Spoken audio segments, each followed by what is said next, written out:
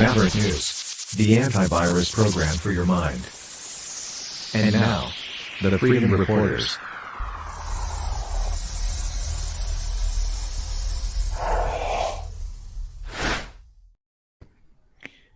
Good evening, everyone. I'm Rick Walker, and you're watching the Maverick News Channel. We are the Freedom Reporters, and I am here with my co-host. Hello, everybody. It's Brendan Kennedy, and happy Monday. Back in action. I hope everybody is recovering okay after the government sucked an hour of everybody's life away, but time goes on, as they say. So much to talk about today, and not the least of which is new comments from the Premier of British Columbia, which I found disturbing because they were so disrespectful, especially to truckers and freedom fighters and people who love freedom. And it's the same basic, he's repeating comments really that we keep hearing over and over again from politicians across Canada and parts of the US. And there's no question these guys are reading from the same page, the same script, and we're going to get into that. And I am going to demonstrate for you why they are gaslighting us and why in the process they are really desecrating and dishonoring the memories of the world's legendary civil rights figures like Ghandi and Martin Luther King. And these politicians are so full of it, and they are such a disgrace, every one of them, that they don't deserve the positions they're in today, and they certainly don't deserve their paychecks. And we're going to get into that. But what else do you have lined up on your end there, Brendan?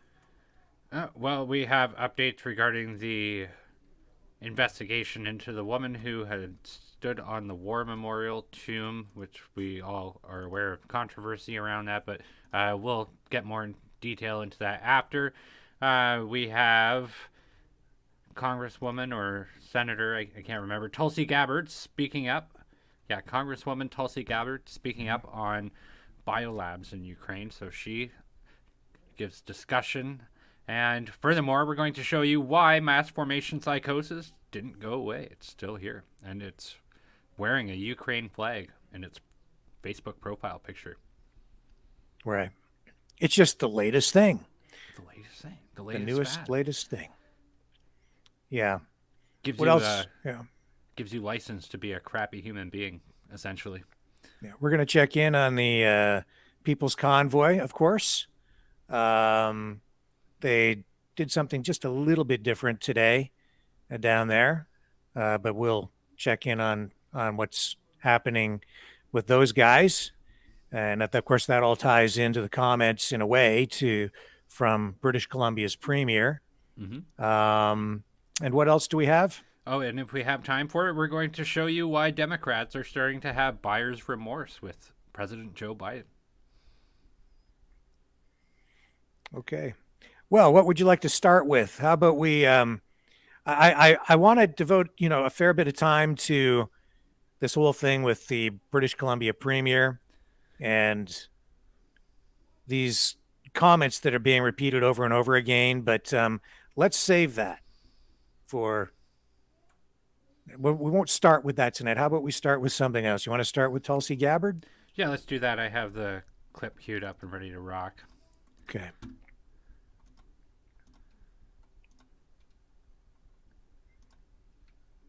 All right, let me know when you are ready. Okay, there's Tulsi Gabbard. Fire in talking about Here the biolabs. Yes. Are the undeniable facts. There are 25 to 30 U.S.-funded biolabs in Ukraine. According to the U.S. government, these biolabs are conducting research on dangerous pathogens.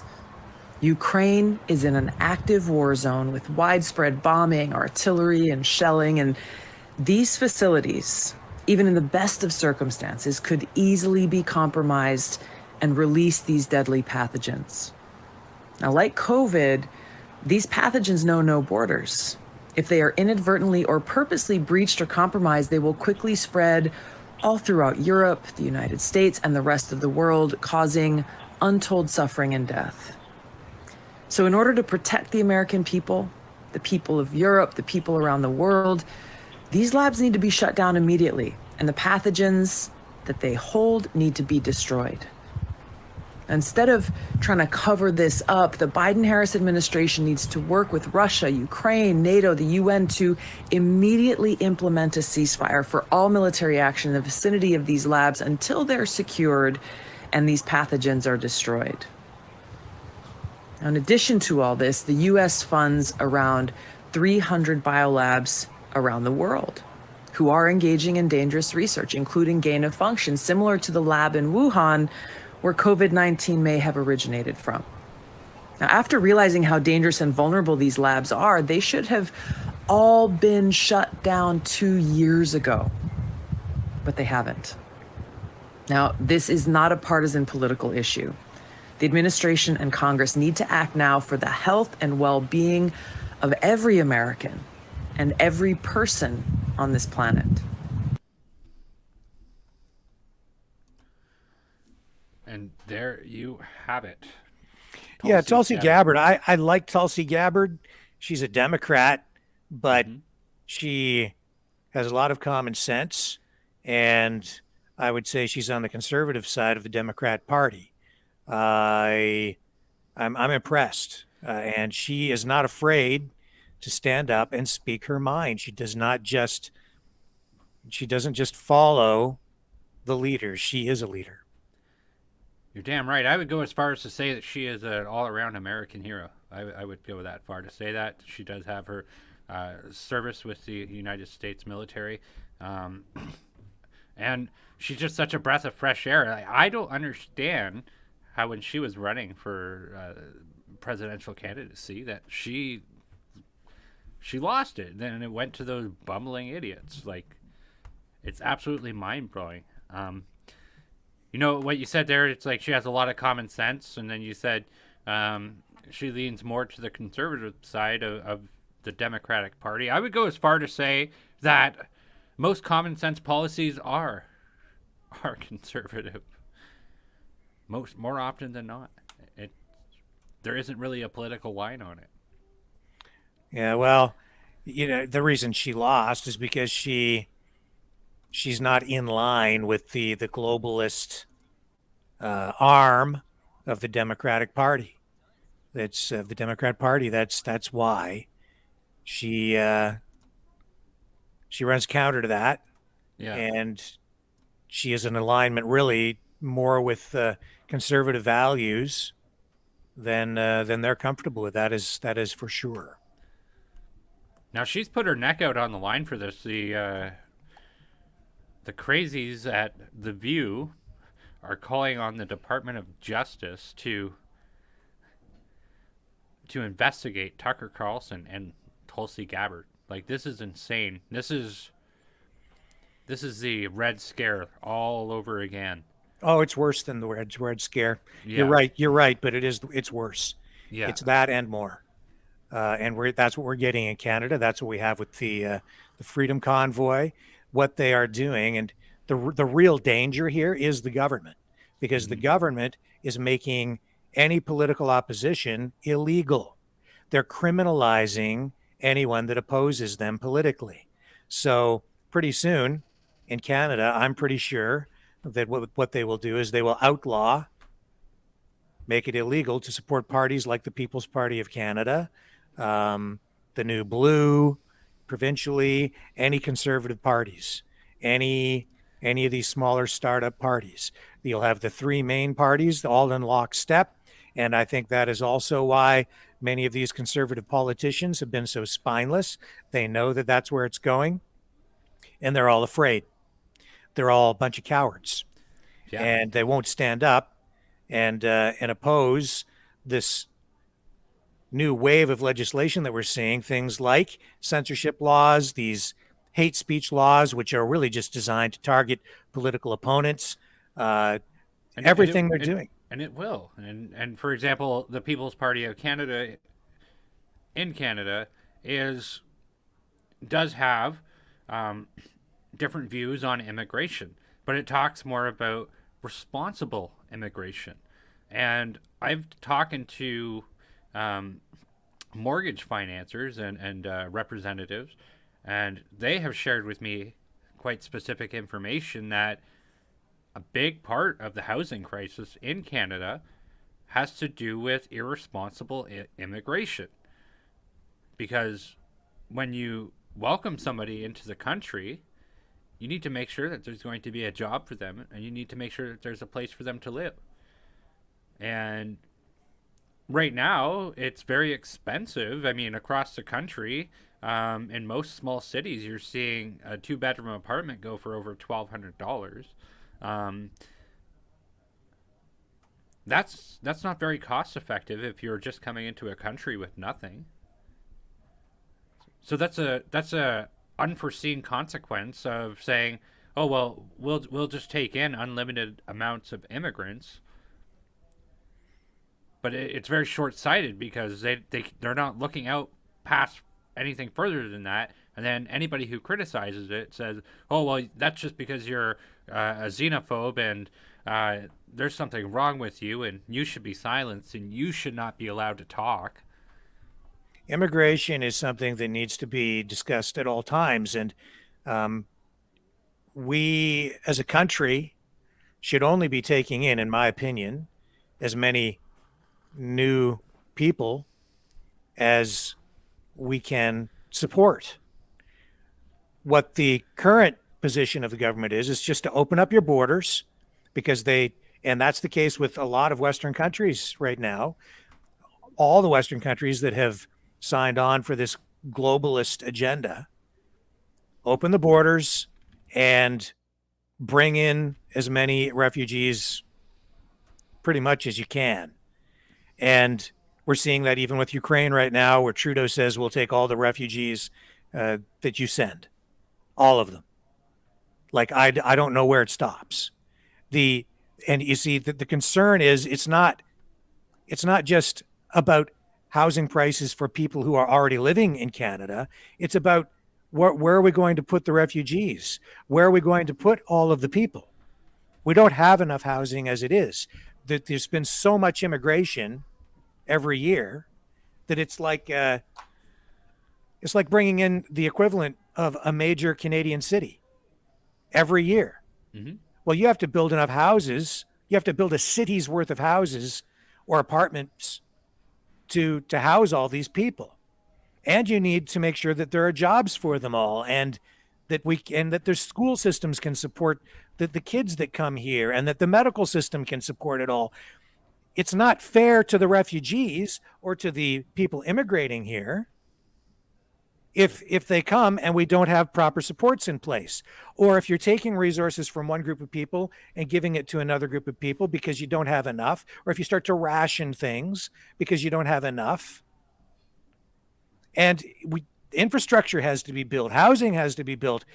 And yes, increasing population can certainly fuel the economy, but if it's not done responsibly, it can have unforeseen effects. Unintended consequences, which is always what socialists get when they ignore the laws of economics and just think that they can wave a magic wand and just make things happen with the stroke of a pen, or by opening the immigration floodgates and saying, go ahead, just bring in all these people. Yeah, well, where are the kids going to go to school? What happens to the kids who are already, going to school but don't have the resources that they deserve to have? What do you do? What about the healthcare system? Our healthcare system was overwhelmed, apparently, because of the pandemic. And now you're going to bring in how many hundreds of thousands more people this year? And they all need healthcare. Is it fair to them if you can't provide it properly, provide adequate healthcare? Or is it fair to anybody that's living here, any other Canadians? Canadians, is it fair to any of us? No, it's not fair to them, and it's not fair to us.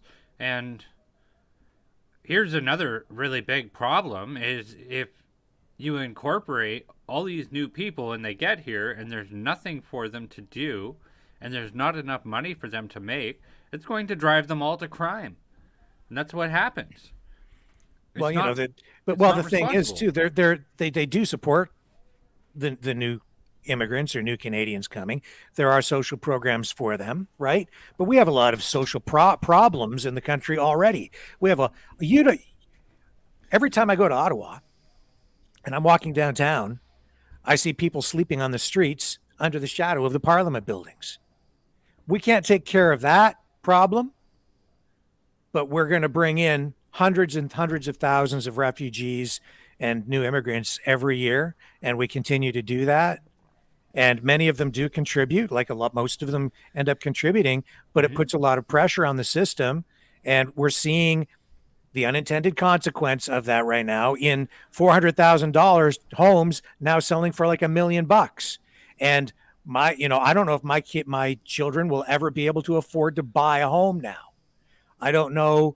It's just causing such huge market volatility.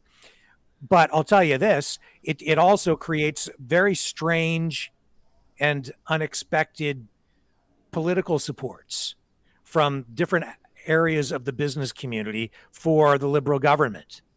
If you're running a construction company right now, you're voting Liberal. And you don't, and I know a lot of people in the construction business, home builders, or businesses that supply home builders, and they're all in on liberalism because home prices are through the roof. So they're making money hand over fist, regardless of where they are in the country.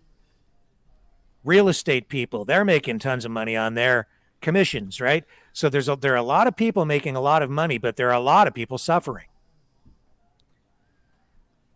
And municipalities, they're all in on this stuff too, because tax revenue, property taxes going up, up, up, up, up. But it's making life unaffordable for a lot of Canadians. The middle class is getting squeezed really hard. And now we're getting it even more with gasoline prices. So, yeah, some fat cats are getting rich, and some of the upper middle class people with construction companies, different companies supplying the inputs for home building, real estate, landowners, the whole real estate, all these people involved in that end of things, they're just raking it in. But it's all sort of artificial. It's not, it's all being artificially driven by immigration and money printing and inflation. And all of these companies and real estate companies, construction and contractors, etc., they all have a vested interest in keeping it that way at the end of the day, because Shadow Denter says, where are people going to live? That's right. Like, I don't mind. You bring in people, bring in lots of people, bring them in, but make sure that the country, the economy, that it can support it, so that we maintain stability within the country. Do it responsibly. That's my message. That's just it. But the Liberals, the NDP in particular, and a lot of Conservatives, just bring them in. Open the floodgates, because they think that all these immigrants are going to vote for them. That is the main reason they're doing it. They're upsetting the balance, changing the demographics, and they're trying to stack the deck for the elections, because they know that if they bring in a lot of immigrants and then they have a lot of new Canadians here, and they promise those people that they can bring their relatives over, they get all their votes. So that's why the NDP has shifted its focus so much. That's why they've abandoned their worker base. They're not going to go back. No. If you think that just getting a new leader, I've heard people in the last even few days say that they need to get rid of Jagmeet Singh and go back to, and get a leader who's going to go back to supporting the working people, the unions. That's not going to happen. They've abandoned the working people. They've abandoned truckers, factory workers, all those people. They've betrayed the working people of this country. They've allowed those jobs to go overseas. And now they're focused on that. That's why they're into identity politics. the party itself, I think, is very racist, because all they talk about is race, race, race, race, race. They divide everybody into little groups by skin color, by religion, by gender. Any way they can slice it up, they divide everybody into groups and pit people against each other. And that's where they go and recruit their support from. It's all about immigration and race. And then they scare people by trying to demonize particular groups of people, calling them domestic terrorists, and saying you need to be afraid of those people over there. Yeah. And that brings in the report, right? That last comment was actually kind of interesting. Montreal one. I have to go back. Up one. There we go. In Montreal, we are desperate need of social housing and affordable housing. There isn't anything for rent at a decent price as it is. I doubt the new people will be buying $1.7 million homes, and that is rampant across Canada, and I'm sure in a lot of places in the United States as well. Mm-hmm. Mm-hmm. Yeah, I doubt people coming will be buying that. The housing market is crazy, and the other thing is, I don't know if it's sustainable with these kinds of prices. And then if we do get enough homes built, if things stabilize again, I think you're going to see potentially a crash in the market. It's creating incredible volatility, and then if interest rates go up now, a lot of the people buying these expensive homes may not be able to afford the increases in their mortgage payments when they finally get hit with interest rate hikes and their mortgages get rewritten. And that might not happen this year, but it might be next year, or 2 years, or 3 years from now. But those kinds of problems may manifest themselves, probably will, because right now interest rates are artificially low. We've been down like 1%, right? It's like crazy low, and that's all artificial. That's controlled. That's not market forces at play. That's all manipulated. But at some point, because of market forces, the interest rates have to come up. And when they do, you have a really, really volatile, dangerous situation, because now people who have purchased expensive homes that they could barely afford, if they could even afford them then, when the interest rate hikes comes up and they go for their mortgage renewals, they're in trouble. The market will fall apart. People end up losing their homes. The market crashes. We've seen it before.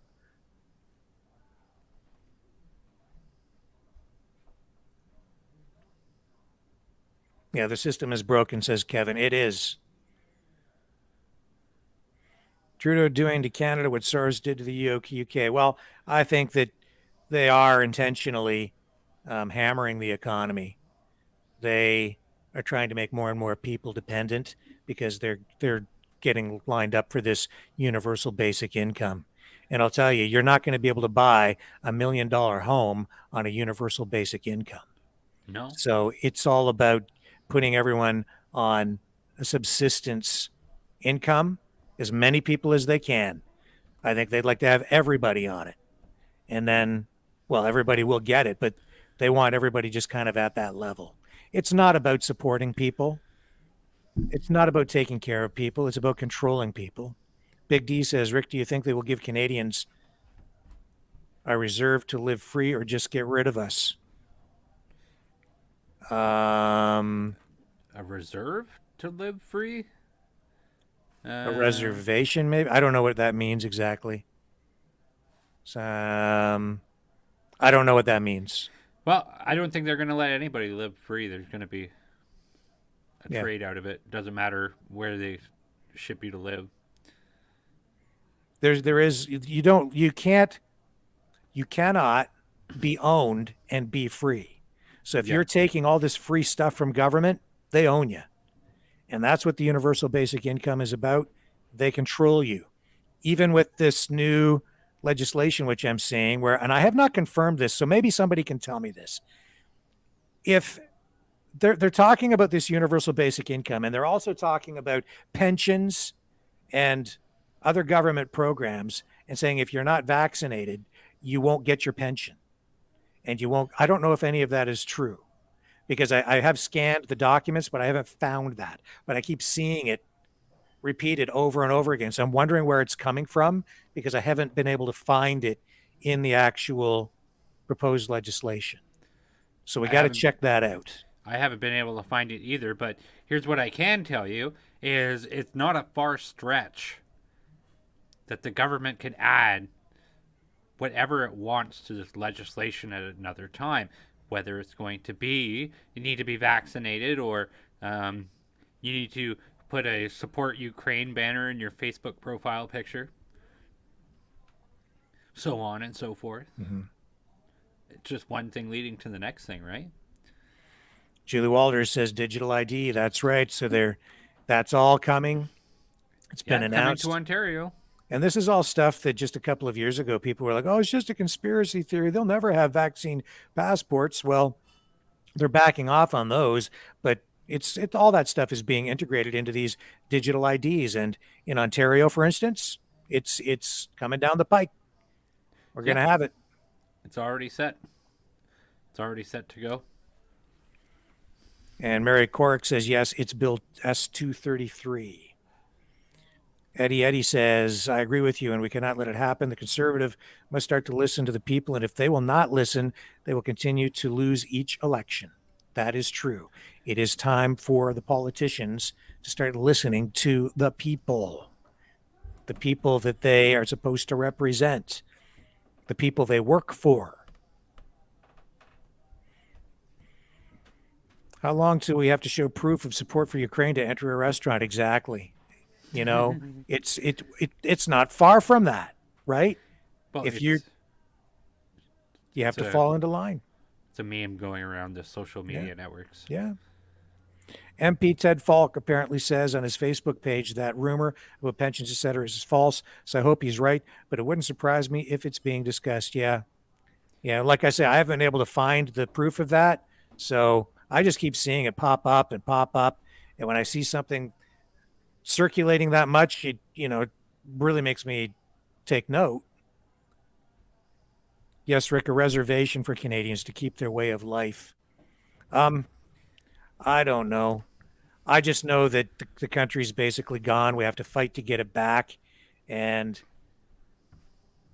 as for freedom, I'm disgusted because we had people pay the price for freedom in world wars, Korea, other wars through history. We've had a lot of blood spilled, and we've sent our young men and women, soldiers, over to the Middle East to fight. A lot of blood has been spilled. They paid the price for freedom so that we could have it, and we took it for granted, and it's been given up for nothing. We've just given it up, and we've dishonored all of those who paid the ultimate price or paid a heavy price, all those who spilled blood, all those who served, all those who built this country before us, all those who came here and established what we had and worked with the people who are here already to achieve what we've been able to achieve so far. And we've just given it up. And it's so disgusting. A lot of people are so complacent, they don't even realize that they've done it because they're too busy watching television or looking at their cell phone. And they're worried about, the latest celebrity gossip column on their news feed on Facebook.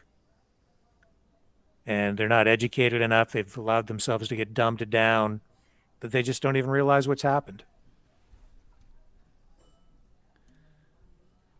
Marsh Hawk says Soylent Green coming true. Yeah. There was even the I mean, it's so bizarre. We live in such a stupid, crazy, weird time. They even came out with a drink called Soylent. Are the people out there? Oh yes, it's a real thing. What does this drink do? Okay, so there was a movie. I believe it was from the late '60s, early '70s. I think it was '60s. Charlton Heston, called Soylent Green. Sorry, I'm showing my age, right? I'm a little older than you, Brendan.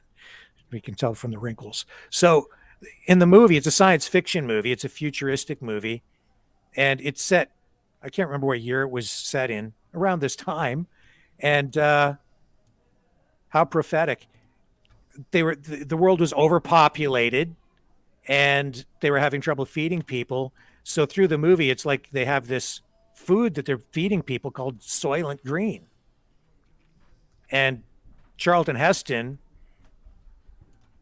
figures out there's something wrong, and he goes in and he discovers that Soylent Green is made from dead people. So they're feeding the dead bodies to the human race to feed the overpopulated Earth, and it's pretty horrific. And so now, here we are years later, and you can look it up. Maybe you can just Soylent drink. It's a real thing, yeah.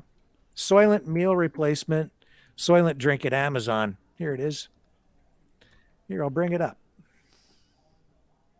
For all those of you who would like to have a little bit of Soylent in your life, here it is. Soylent Complete Nutrition Gluten-Free Vegan Protein Meal Replacement Shake. $60. Soylent. Gee. Do these people, I guarantee whoever came up with that name is a young person who never saw the movie. Well, maybe not. Maybe it's just someone with a really sick sense of humor, and they got this company to buy. Like that, I can't think of a worse name to call any kind of food. Here, have some Soylent. It's bizarre, and yet it seems to be successful. $60. $60 for that. Yes, that's right. That was the line from Charlton Heston. Soylent Green is people. That's right. That's how upside down and crazy our society has become. They actually made the product. I do know they're getting us ready to eat bugs. I mean, I've seen that. Holy smokes. And that's a real thing too. And that's these crazy people on the radical left. It's like, that's what they want. They literally want us to eat bugs. They want us to eat bugs. I think they're in London, Ontario. There's a business that started up where I think it's crickets, where they're farming crickets, and they're going to harvest these as a protein source, and then they'll grind them up and stuff, and they'll put them in our food. No, thank you. And I know some people think it's, cool or whatever, and I know people go over to other countries and in some other cultures, they Soylent Green, one of your 5 a day, yeah. World's largest cricket processing plant coming to London, Ontario. Yeah, I thought so. Aspire Farms I processes remembered crickets into all natural, sustainable superfood ingredients. Yeah, you can keep your superfood. No thanks. Superfood. London, Ontario will be home to the world's largest indoor cricket farm. Aspire Food Group, a global industry leader in the production of edible insects, will soon build a 100,000 square foot plant that will bring bugs as food to the North American market. The new facility will be one of the most technologically advanced and energy efficient protein production systems in the world. The first of its kind commercial facility will enable not just Aspire Food Group, but our entire growing sector to take an important stride forward in our mission to deliver excellent value protein at a fraction of the environmental impact of most conventional protein sources. Ew.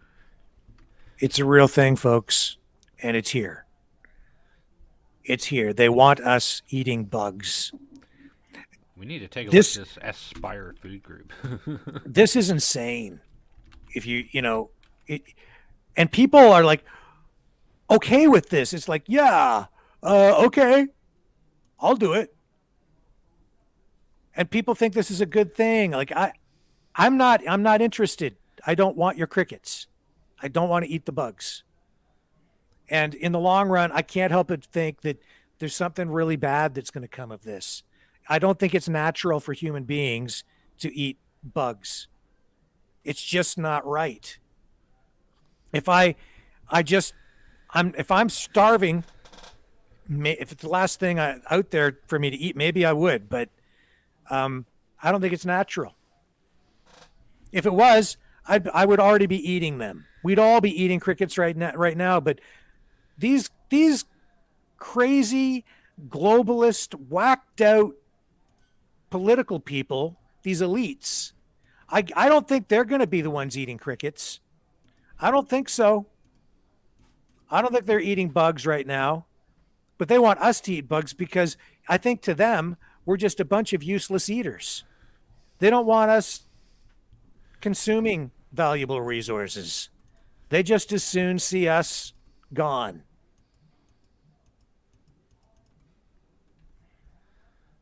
Rick, remember the ride scene with the garbage trucks? No, I see it. I haven't seen that movie in years. I've seen it probably 3 or 4 times, but it's been a long time since I've seen that. But I'm guessing that scene was them people chasing the garbage trucks because they were going to eat the food. Hey, bugs are low carb. Yeah. Well, everybody else can have my share. Yeah, enjoy. No thanks. Real thing though, man. Like really,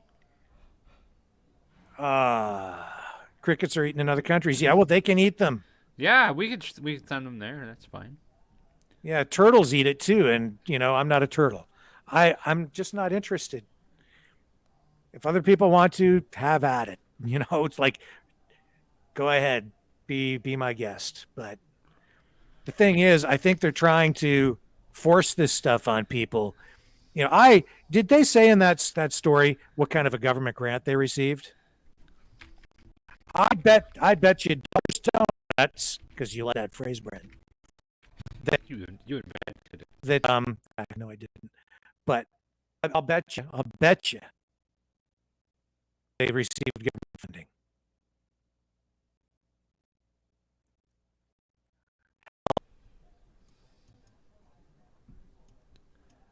Yeah, here it is.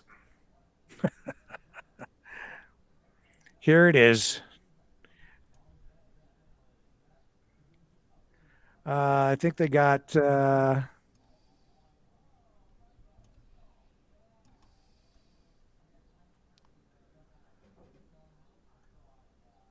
aided by a consortium of advanced manufacturing partners and $16.8 million in new funding. Aspire Food Group is building a groundbreaking high-tech cricket farm of the future.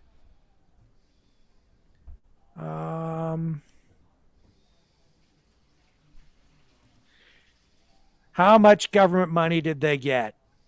Come on. They got some. Of course they did. Well, we'll find out. They got 16.8 million in funding, but I'm not sure how that's broken down. So I don't know how much of that is government. Nothing really on their website either. You don't build something like that without government funding. I mean, yeah, why London, Ontario, of all places? We're going to build the biggest cricket factory ever. It's going to be great. Well, London is surrounded by a lot of agriculture. I know that there used to be, probably still is, a mushroom facility in there. Well, there's mushroom factories just about everywhere. Middlesex County is a hotbed of agriculture. So yeah, cricket farm. I don't know. Anyway, if I find out, I'll let you know. But it's just got to be. It's just got to be. It's a conspiracy theory right now.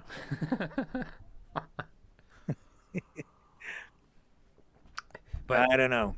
all I know is that if the CBC wants me to eat bugs, then I'm definitely against it. So Yeah, well, me too. I apologize. At least one of our feeds on Facebook tonight is not hitting. Not sure why that is, but it didn't grab on one of the Facebook platforms tonight. But we are live on Rumble. So if you are inclined, you can go over there to subscribe to our channel. It's called Maverick News. And we are trying to migrate as many people from YouTube to the Rumble platform as possible. And that's because we keep getting warnings over here on YouTube about the information we're sharing, because obviously we don't align with all of their beliefs and values on YouTube.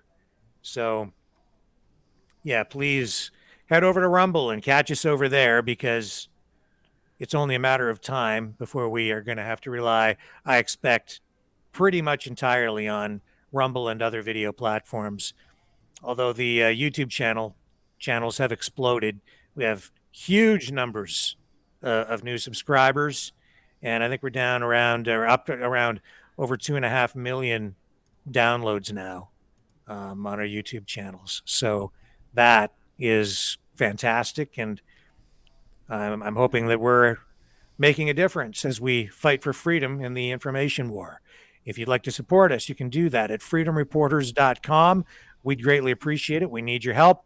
We're in the process of setting up phone lines here so that we can start to take live phone calls from all of you, so we can turn this into an even better forum, a place where we can engage in more dialogue and explore ideas and just engage more with this family of people that we've been able to build here on these channels, these Maverick News channels. So I'm thrilled that the resurrection of this old news operation that I started a long time ago, that I was able to work with Brendan and get it resurrected and turned into something brand new and fresh. And we're practicing this new form of journalism every night.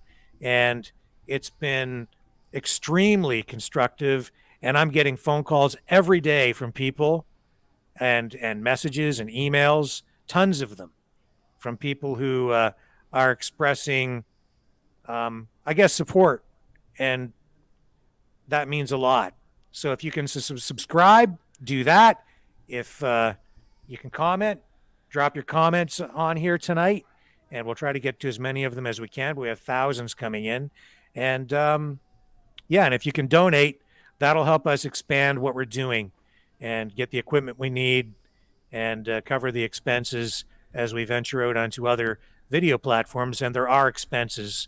In fact, I had to upgrade the Rumble channel again today, and there was another expense associated with that. So all of these things is just it's going to take funding.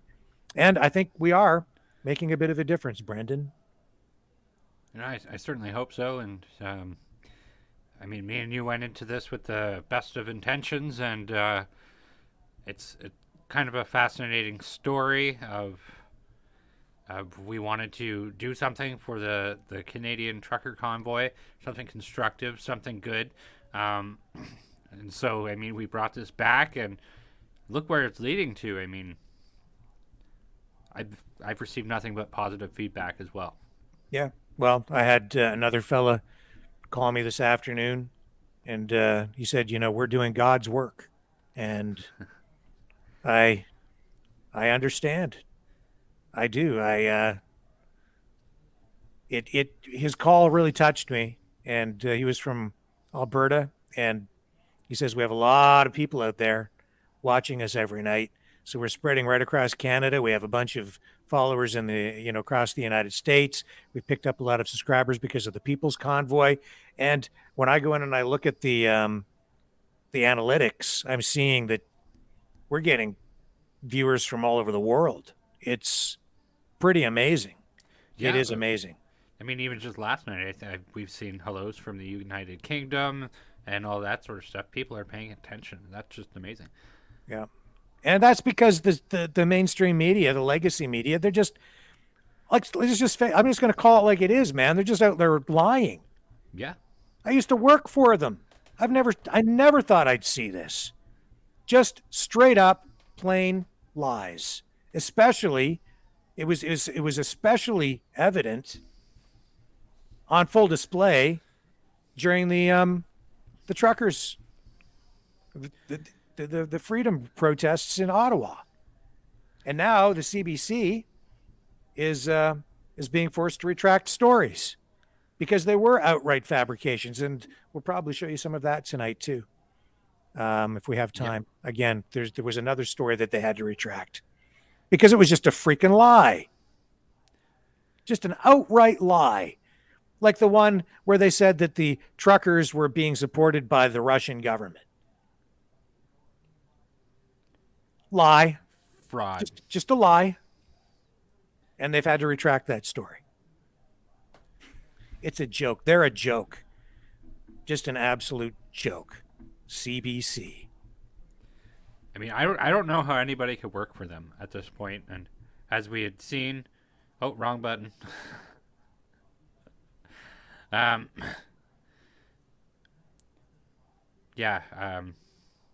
don't know how anybody could work for them. It was very interesting to hear that one of their producers had ultimately up and quit because they were like, yeah, this is too much for me. It's like, I'm a liberal, but this is not liberal anymore, what we're dealing with. This is an entirely new beast. Yeah, it is. So, yeah, it's just a new era, a new form of journalism we're practicing, and we're just going to be here for a while because the truckers thing is what convinced us to get going. But we have a lot more work to do and a lot more stories to cover, and we have some really cool stuff coming up for you later this week, and we'll talk more about that later on in the evening. But let's get back to it. We kind of got off course here a little bit with the whole Soylent Green thing. Yeah, we did. And the crickets. Just bizarre. I can't believe that people are buying Soylent. Soylent Green.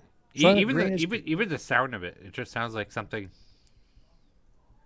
Yeah, no, it doesn't sound good or appeasing. But I don't know. I wouldn't be the one to ask about that. I'm not going to. So where are we going from here? We got the truckers at the Peoples Convoy, still at the Hagerstown Speedway outside Washington D.C. What I'd like to do is I'm going to take you to a clip here from this morning when the truckers were getting ready to. They have speeches and sort of get things lined up each morning there, I guess. And I'll just get that queued up for you. Because they did things just a little bit different today, and then that's going to tee up some of the other stuff that I'd like to talk about tonight, including comments from British Columbia's premier. It all ties together. And I'm just at a point where I'm just disgusted with our politicians. I'll explain as we go. Let's just listen to what was said this morning, and they talk a little bit about kind of where things are going. So we'll just pick up the speech from this morning, and here we go. But I just wanted to get those words out while I was feeling it this morning. You have no idea what your team's Hang on going a to sec here. We got to get this queued. Here we go.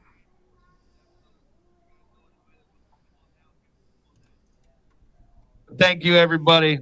I love you all. If you're leaving, make sure you come say goodbye. Mike. Some guys are leaving. New guys come in every day. That's what he's I didn't hear him say they work for us. Time to remind your governments around the world that they work 4 off. Okay, now we can carry on. I feel better. I got one question for everybody that's here after reading an article last night. Can you hear me now? I got one question for the people here after reading an article last night. Who here feels that they've been racially discriminated against since they've been a part of this movement? Right. I think the only thing that's been racially discriminated against is the movement itself by the media. Yeah. Is that an article that came out for real? Yeah, on NBC. NBC? Yeah, NBC. Actually, the middle of the article was great because they talked about how everybody's come together, but the ending was, well, I'm not allowed to say that word. Did they seriously do that? Yeah. I'll show it to you. Hey, this thing worked. Yeah. Hey, NBC, maybe you should come down here once.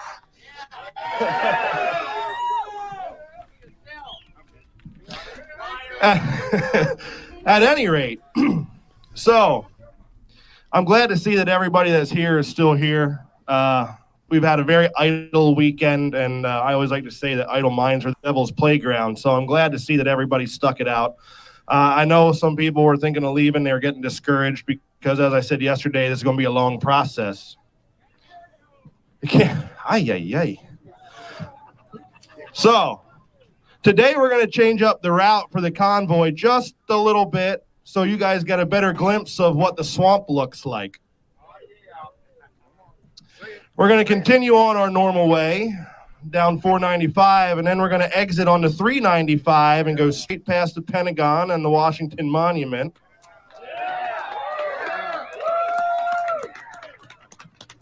And then continue on back down 295, back to 495, and finish our loop and come back here. Now, to me, that symbolizes exactly what Kip said here about Jericho and the 7 laps that we've been talking around the walls, because today we're getting right next to their walls. Hopefully they start paying a little more attention. We'll see. But it's a start. We're not going to go in and throat punch them just yet, even though I know we'd all love to do that. But you guys will get to see a sight that is pretty awesome to see once you get past the Pentagon and come across the bridge across the Potomac, and that Washington Monument looks like it's forever reaching up into the sky off to your left.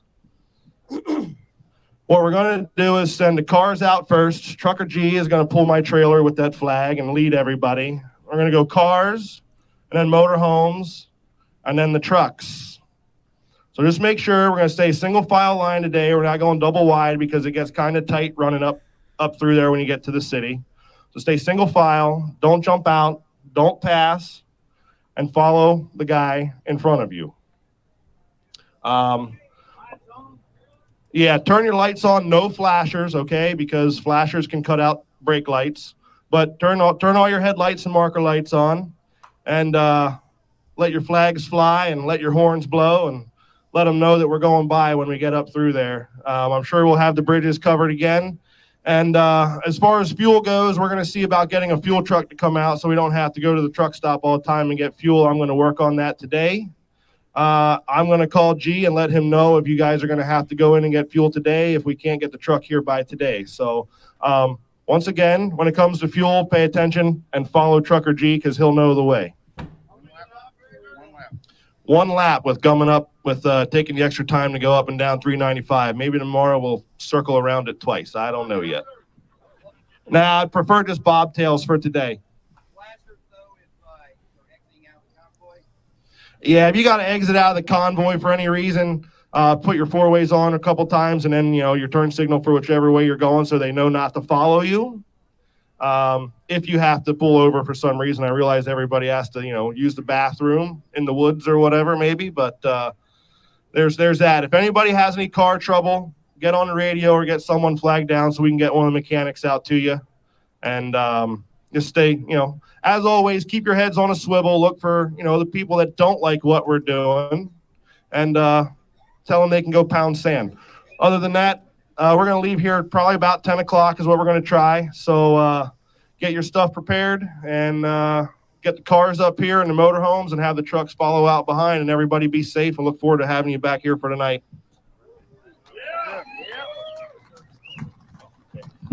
We got one more thing for you here, quick. Okay, so that was the strategy today, for whatever that is, right? So what's that all about? He said they're not going to go in and throat punch them right yet. What does he mean by that? Well, so far they've been basically driving around the Beltway, right? Yep. And just doing everything completely lawful, working with law enforcement. They haven't wanted to do anything that might give people who don't like what they're doing an excuse to smear them or have police charge them with anything. They don't want a repeat of a January 6th type thing or give anyone any reason to even create that scenario in someone's heads, even with media spin. Nothing. They want to keep it so clean that it squeaks, right? That's what they're doing. But make their presence known, and in the process, hopefully they get the ear of enough politicians that they can affect change. Is it working? I don't know. We've seen a meeting with Senator Ted Cruz, Senator Ron Johnson. There was possibly a meeting with some representative from Pennsylvania. I'm not sure where it's all going. But that has been the strategy so far. He mentioned that some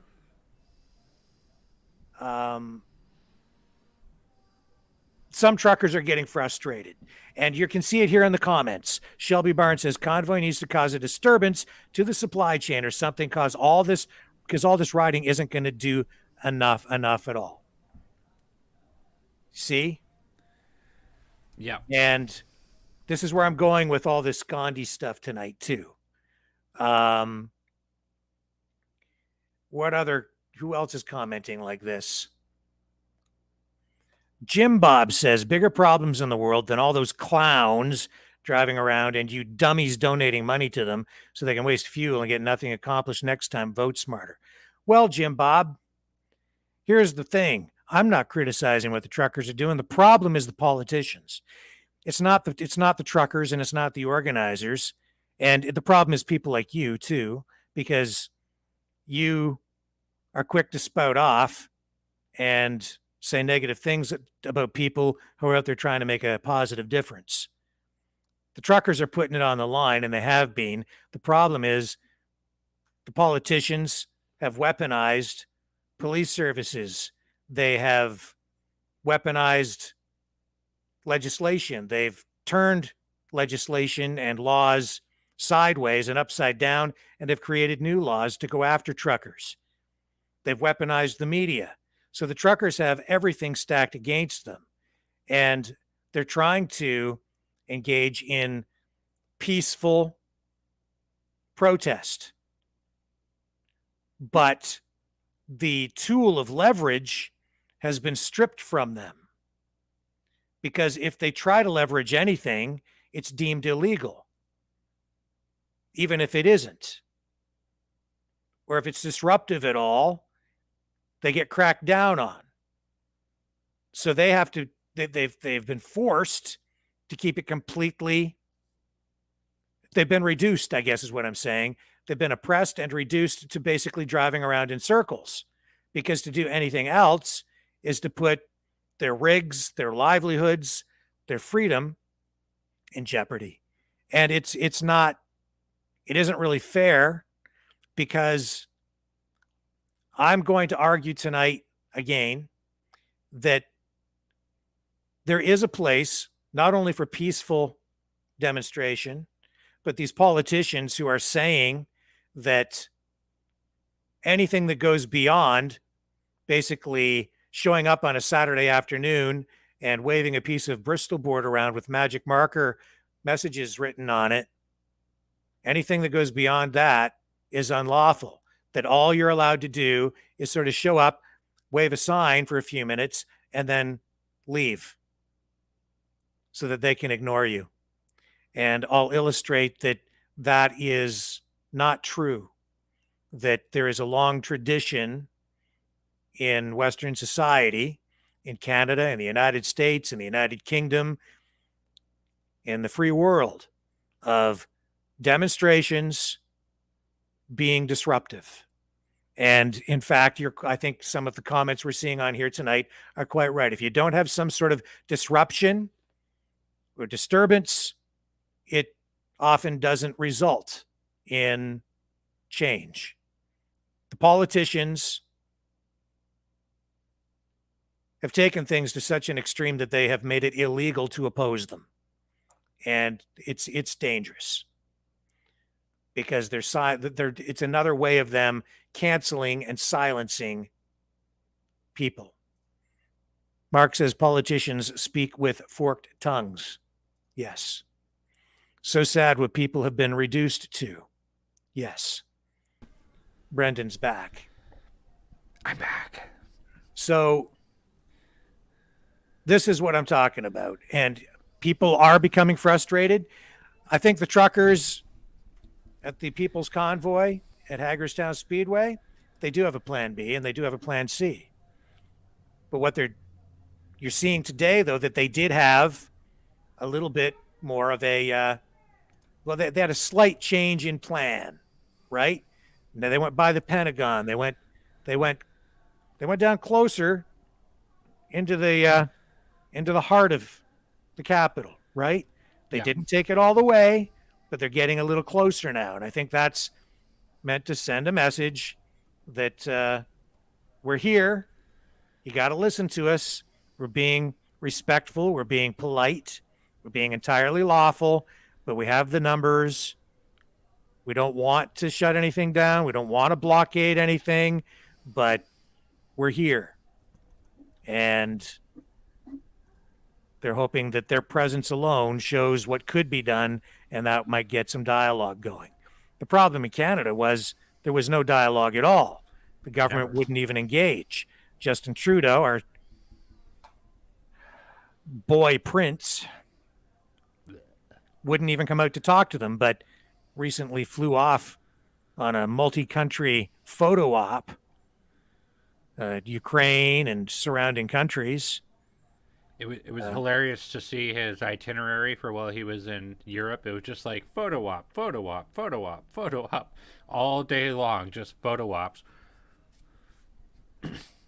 Peter McCardle says, speaking to a guy today in a shop with a mask and plastic gloves on, most people are brainwashed into legacy media thinking, don't want to challenge the status quo. Yeah. I don't know how people are going to get out of this. It's like people's minds have been twisted. I think when all is said and done, they'll realize they trapped themselves putting up those fences. Trust the plan. It's government overreach. They were not hired to suppress the people, Shadow Dancer. Brendan Kennedy, maintaining fabness. Yeah. If everyone just stopped going to the places that required them to go to business or change their rules. I don't know. The problem is, though, Sonia, if you have 80, 90, 95% of the population that has complied with government orders or mandates, you can't get mass noncompliance with 5, 10, or even 15% of the population, because the rest of the people have already made that sacrifice and don't have anything to gain by participating unless they just have a moral compass and a conscience, and not enough people do. NBC has taken a page out of the book of the CBC. Mm-hmm. And so what they were talking about on the stage when they were doing that speech, all they were saying is, oh, everybody at the rally is a part of the 3% movement. The 3%ers, QAnon. Sorry, go ahead, Brendan. The 3%ers, QAnon, and all these other groups in the United States, Oath Keepers. It's absolutely crazy. Proud Boys. Dave Vincent says the trucks were blocked by DC police and they didn't make it off the freeway. And that's exactly what I'm saying. It's like they're being neutered, right? You can't, they can't really, they have no leverage. So, and this is where we get off here now and start to talk about this premier from British Columbia. See if I can find his clip for you today. Um,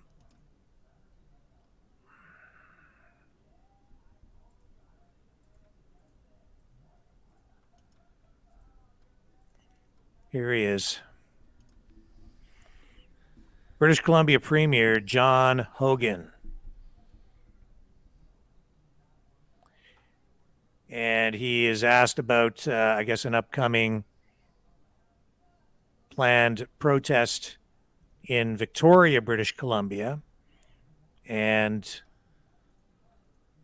he comments on this, and his answer, I've heard it before from other politicians. We're hearing it from him now, and I find it disturbing and incredibly disrespectful. Listen to what he says. I think you'll understand what I mean. Going to the phone lines now, Lisa Eustace, City News. A convoy arriving Hi in there, Premier. Victoria. Just to change tack a bit and speak about the end days of where we are at with COVID. With the talk about the convoy coming here to Victoria, having plans to occupy, obviously we're lifting everything, don't know what they'd be protesting, but perhaps they still are. I'm just wondering where you're at on that, and if you're content with what you're seeing, the police response plans being. Yeah, well, I know Minister Farnworth, responsible for public safety, is engaged with law enforcement across the province, getting updated on what their expectations are. I know here in the city of Victoria, Del Manic, Chief of Police, has plans in place ready to go. There will be no occupation in Victoria based on what I've heard from Del Manic and the city of Victoria. And I would just say to these people, goodness me, get a hobby, find something else to do with your time. We are removing restrictions at a pace that is consistent with the work we've done for the past 2 years. And 94% of adults in British Columbia are vaccinated. So we are spending an awful lot of time with a small group of people who seem to have nothing better to do with their time but to drive around in circles honking their horns. I wish they'd take some time to watch television and see the evening news about real tragedies and real disruptions in freedom that are going on in Europe right now. Give your head a shake. Find a better way to take your energies and put it to positive outcomes. That's my recommendation, and I'm hopeful that some of the people who were planning to come here will take that to heart and do the right thing. Find positive pursuits for your excess energy.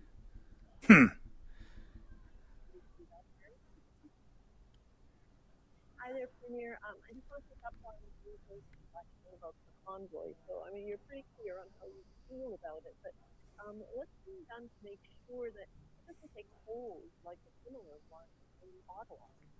Well, I think all of us learned lessons from events in Ottawa, and I know law enforcement in Victoria, as well as across the province, is seized with the challenges of people who are set on mayhem, set on not civil and peaceful protests, but disrupting the lives of fellow citizens. That's not going to be tolerated in British Columbia. It's certainly not going to be tolerated in Victoria. I understand the direction that enforcement is going here.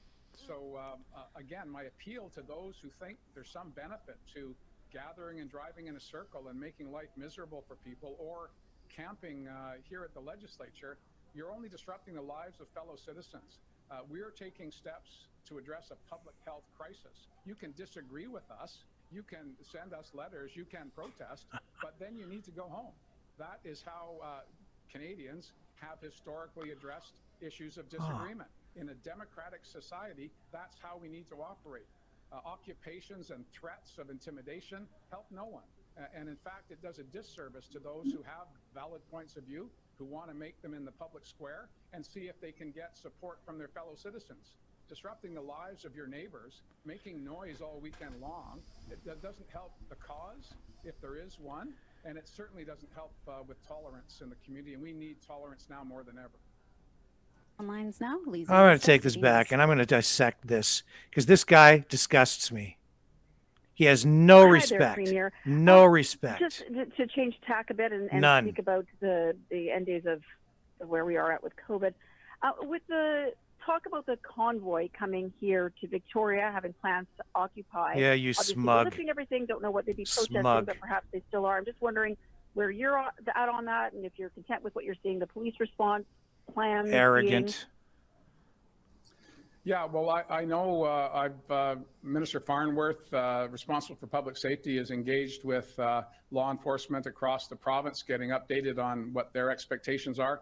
I know here in the city of Victoria, Del Manick, Chief of Police, has plans in place ready to go. There will be no occupation. Well, that's not going to be an occupation, you twit. It's not going to be an occupation. It wasn't an occupation in Ottawa. You just keep using that word, and you keep using words like insurrection, terrorist. It's fabrication. You chose that word on purpose because you are a liar.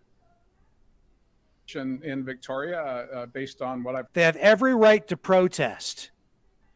And instead of honoring and respecting that right, you're automatically going straight to law enforcement because you're just looking for any excuse or any reason or any way that you can fabricate a charge. I know exactly what your playbook is because we've seen it unfold in other places. You're a freaking liar. Heard from Del Manick and the city of Victoria. And I would just say to these people, goodness me. These people, the people that you're supposed to represent, the people you work for, these people, they're Canadians. Get a hobby. Find something else to do with. Get a new job. That's what you need to do. Get a new job. You have no respect for the people that you work for, the people who pay taxes and keep the economy rolling. Your time.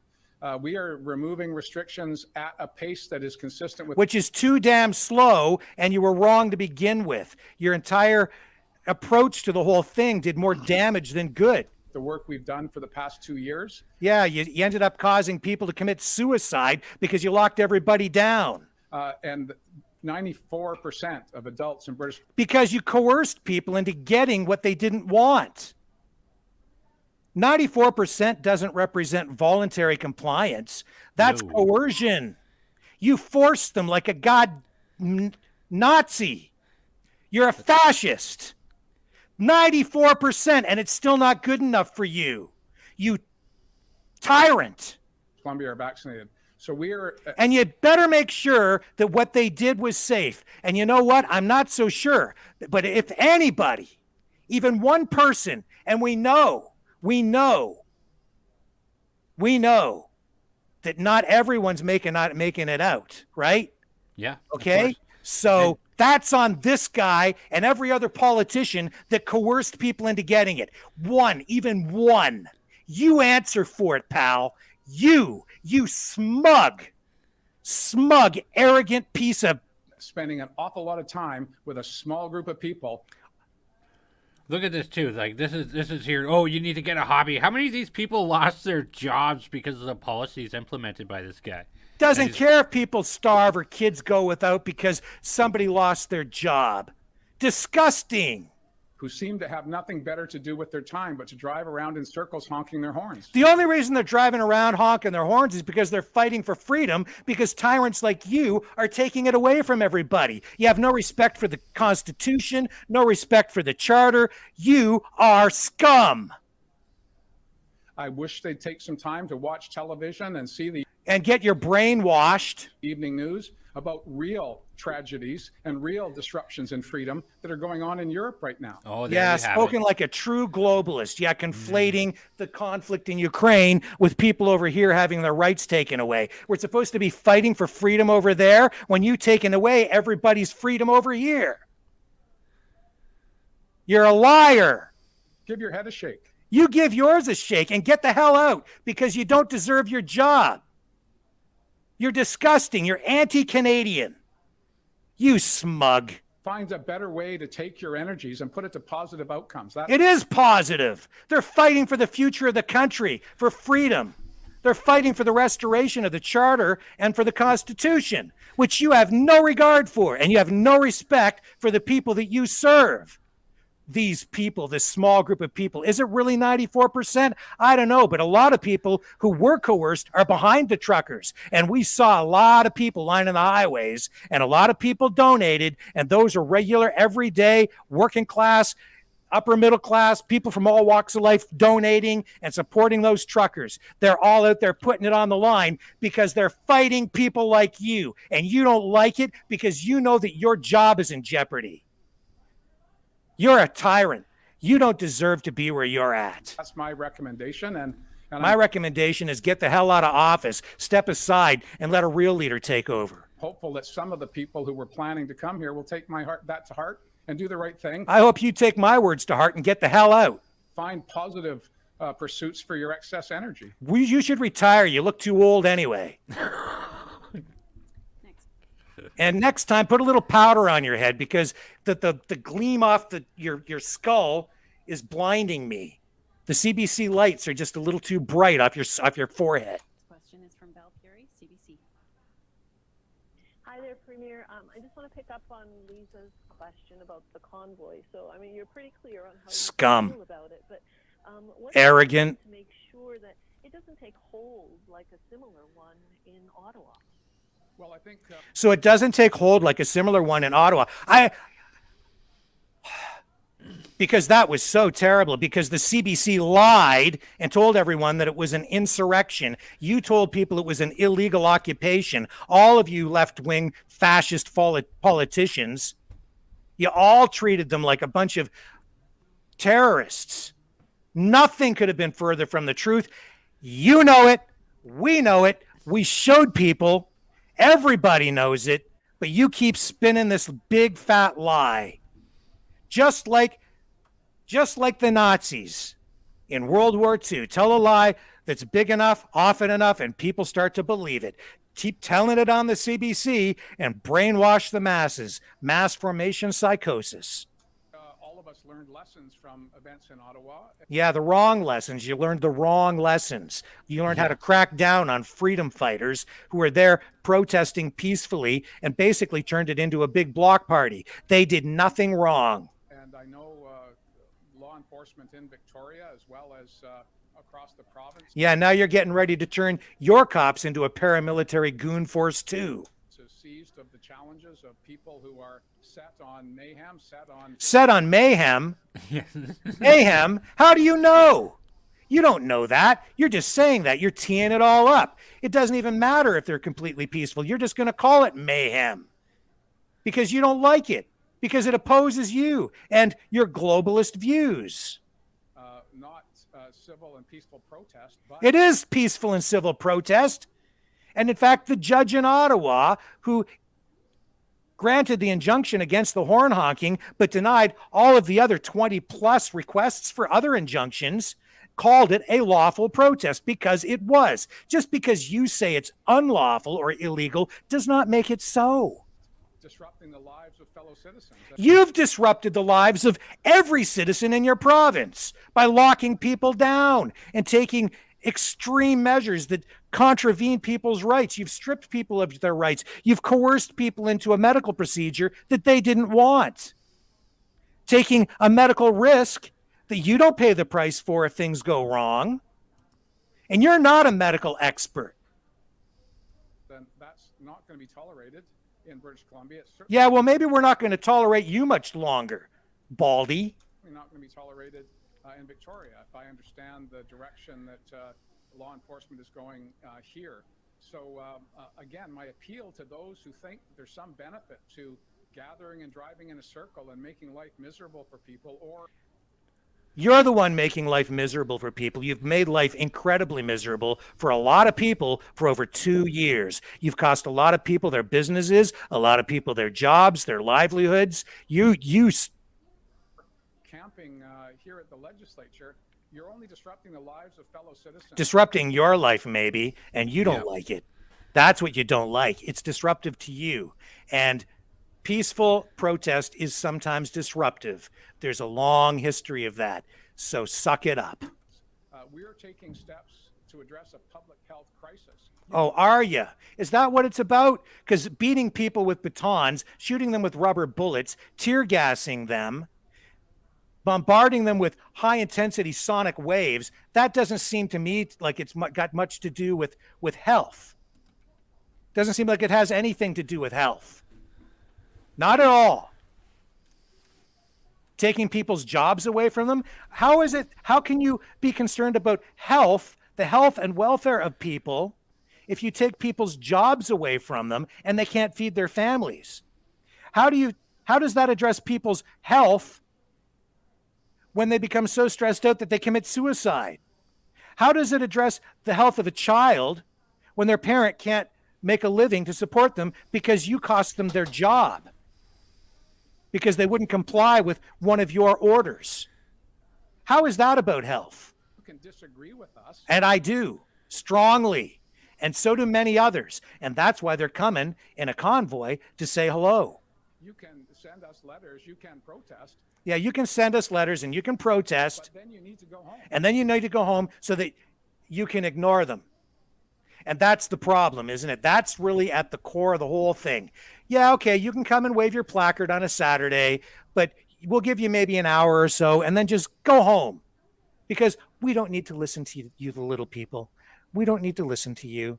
You have no respect for people at all. None. Yeah. Zero. You don't want to listen, and you're making it very clear with your smug attitude that you're not interested in listening to anybody. So how are they supposed to get your attention and affect change when you're destroying their lives? That is how Canadians have historically addressed issues of disagreement. No, it's not. There's been some of that, and sometimes the protests have been disruptive. That's right. And you know how generally the government responds in Western society when people get a little bit disruptive? They beat the crap out of them. And you've done a stellar job of that. In a democratic society, that's how we need to operate. Oh, is it?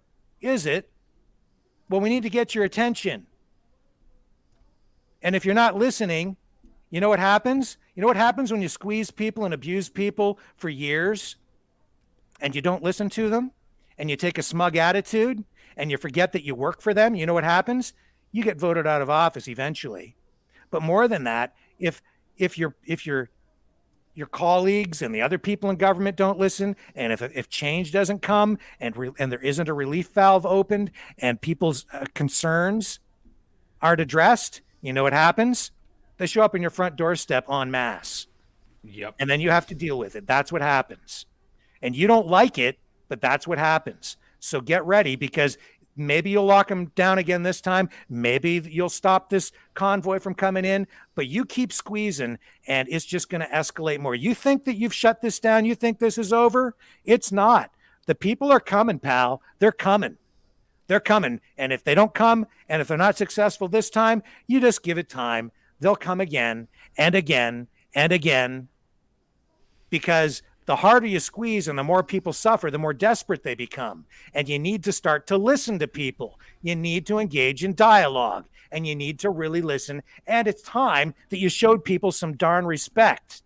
Occupations and threats of intimidation. Occupations? You just keep using that word. It's not an occupation. It's called a protest. And threats and intimidation, that's a fabrication. They haven't threatened anyone. Nobody. There were no threats. None in Ottawa. No threats made. We saw even at Coots, the protesters there hugging the RCMP officers. That's the way that one ended. The only violence we've seen has been coming from your goon squads. No one. And in fact, it does a disservice to those who have. You're doing a disservice to the country because you're anti-democratic. You're anti-Canadian. You're anti-British Columbia. You're a globalist. Valid points of view who want to make them in the public square and see if they can get support from their fellow citizens. Disrupting the lives of your neighbors, making noise all weekend long, that doesn't help the cause, if there is one, and it's certain. If there is one, you still don't get it. Or I think you do. I just don't think you care. You and your big fat paycheck. Certainly doesn't help with tolerance in the community, and we need tolerance now more than ever. Oh, really? You need tolerance?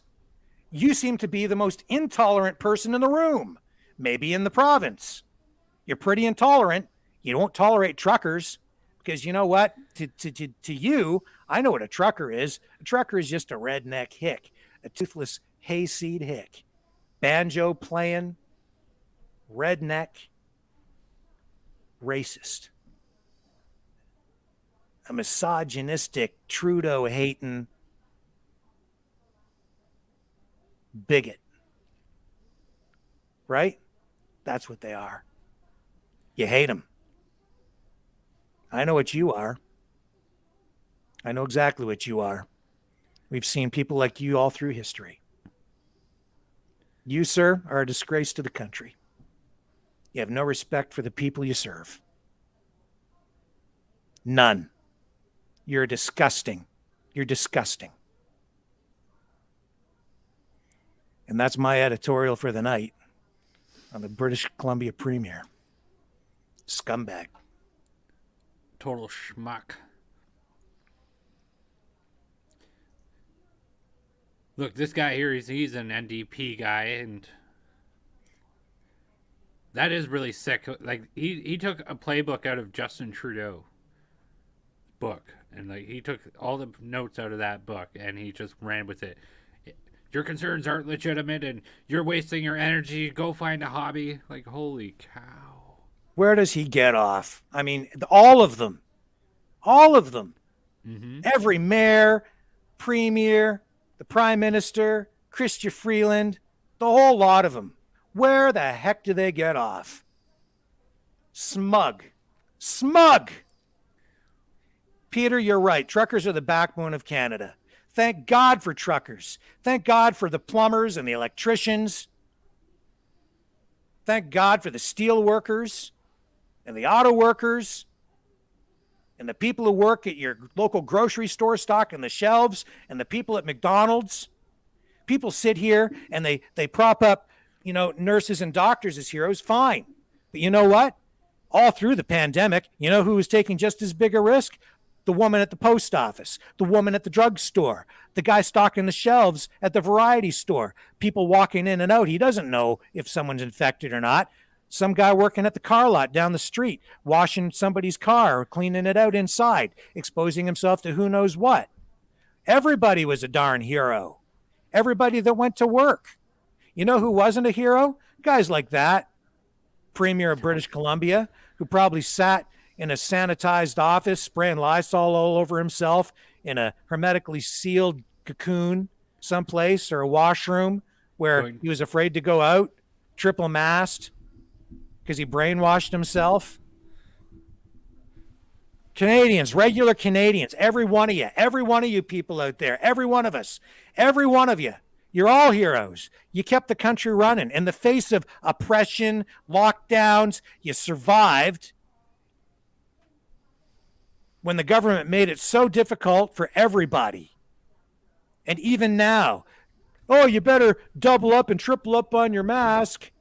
Yeah. And then they fill your head full of fear porn, right? You don't know, people are walking by, and admit it. I mean, you're walking by somebody at the store and you're holding your breath, right? Because you're afraid you're going to get the COVID from somebody. That's how screwed up people are getting in the head.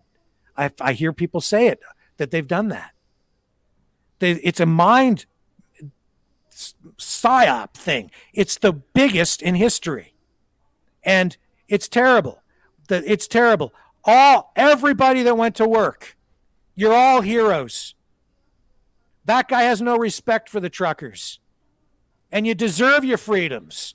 And you're smart enough to make decisions for yourself. You don't need him telling you what to do. You don't need him to protect you. You're smart enough to know what's a risk for you. And you know what's right for yourself and for your family. You can make those decisions for yourself. Mm-hmm. For him to take that right away from you is wrong. You should be able to make your own healthcare decisions.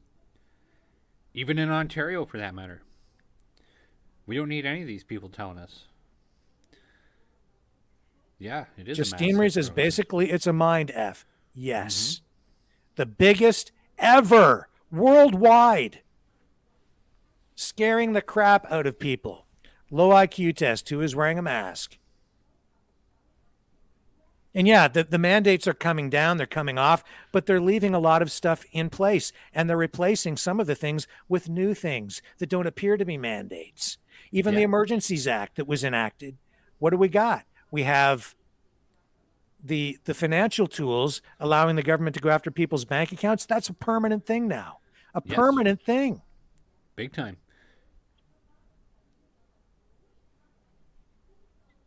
And a love supremacist. Okay, you know what? I'm leaving Ghandi on the thumbnail because I'm going to illustrate for you that what that premier just said was an insult to Ghandi.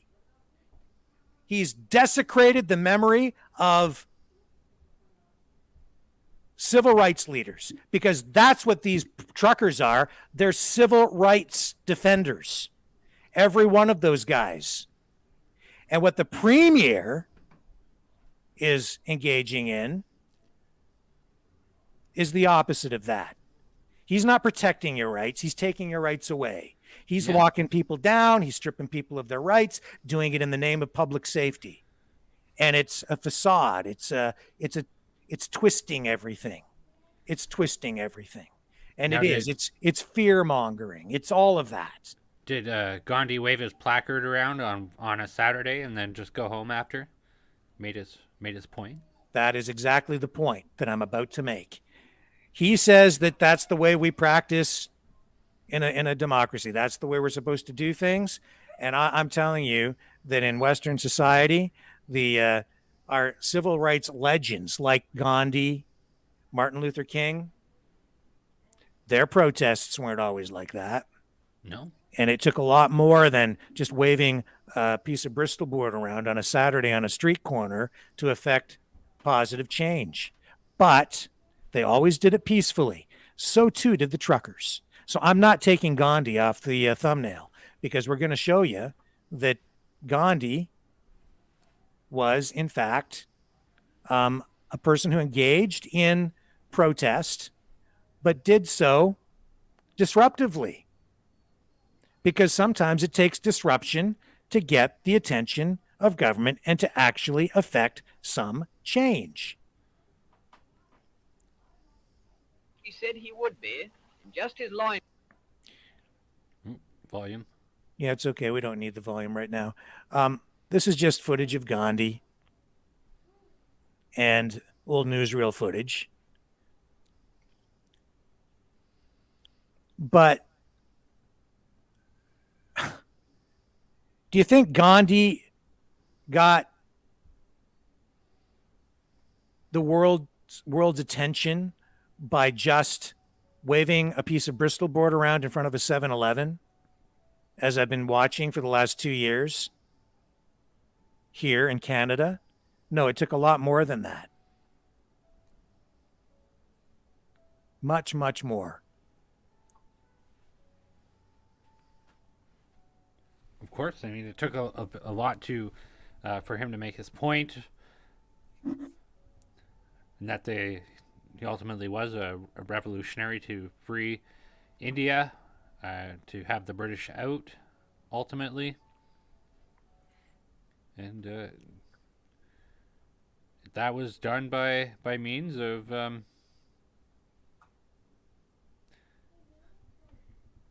So, I mean, this footage taken at a time when, of course, he was at sort of the height of his popularity, when news, he'd already become something of a legend. He was people knew about his method of protest, which was always to be peaceful, and when confronted with violence, never to respond with violence back. But often, Ghandi was confronted, and his followers were confronted by the state and greeted with violence. And when the British had imposed the tax on salt in 1930, I believe it was, and then he staged this protest of walking to the sea to then auction off a handful of salt in defiance of the government, that also was a form of disruptive protest. It was not entirely, that's just not complying. That's not showing up for an hour and going home, as the British Columbia Premier just said. Because if he'd done that, no one would have paid attention. Because just like the British Columbia Premier, who's sitting there basically making it clear that he's not going to listen anyway, you can send me a letter and you can protest, but then you just have to go home. Okay, little boy? Okay, little girl? You just go home. Because we're the important people. We make the rules, not you. You can exercise your free speech for a couple of hours just over there, but then just go home, okay? Because you're annoying. And he made it pretty clear that he finds those truckers annoying. They're annoying. There will be no occupation. Yeah, because you're so annoyed that you're already getting ready to arrest them. You're teeing it up. They're not even there, and you're calling it an occupation. You're not calling it a protest. There will be no occupation. Who said anything about an occupation? It's a convoy. It's a protest. That does not make it an occupation. You learned from Ottawa because you saw how they spun it. You saw the choice of words. You saw the way it played out in the media. You saw the way the laws were just manipulated and changed. You saw the tools that were used, and you learned from that. Those are the lessons that you say you learned. But you haven't really learned to do the right thing. No. You say do the right thing? No, you're not doing the right thing. You need to do the right thing and start treating people with respect. Start listening to people.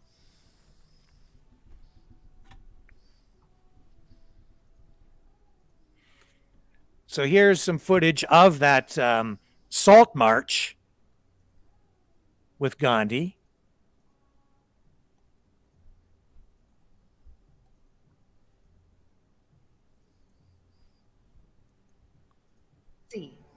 Where he defied the British salt monopoly by lifting and auctioning off a fistful of salt. Ghandi and his followers were arrested, but it was a victory for the man who Churchill contemptuously called the half-naked fakir. So even Churchill had contempt. He had contempt for Ghandi. Contempt. Even Churchill. It's a common thing that has played out in history for a long time, right?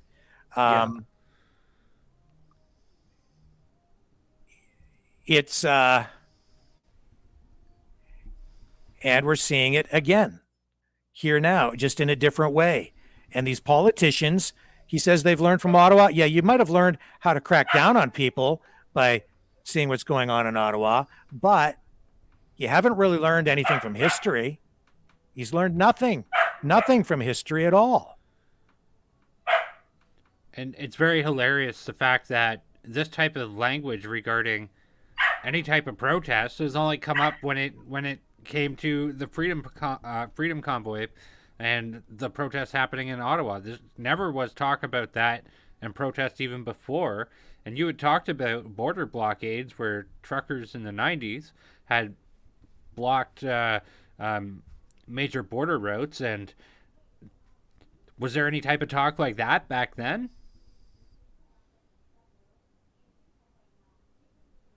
Oh, Rick's on mute. Resistance. The British countered with truncheons. Colonial repression was often brutal. Prisons were full.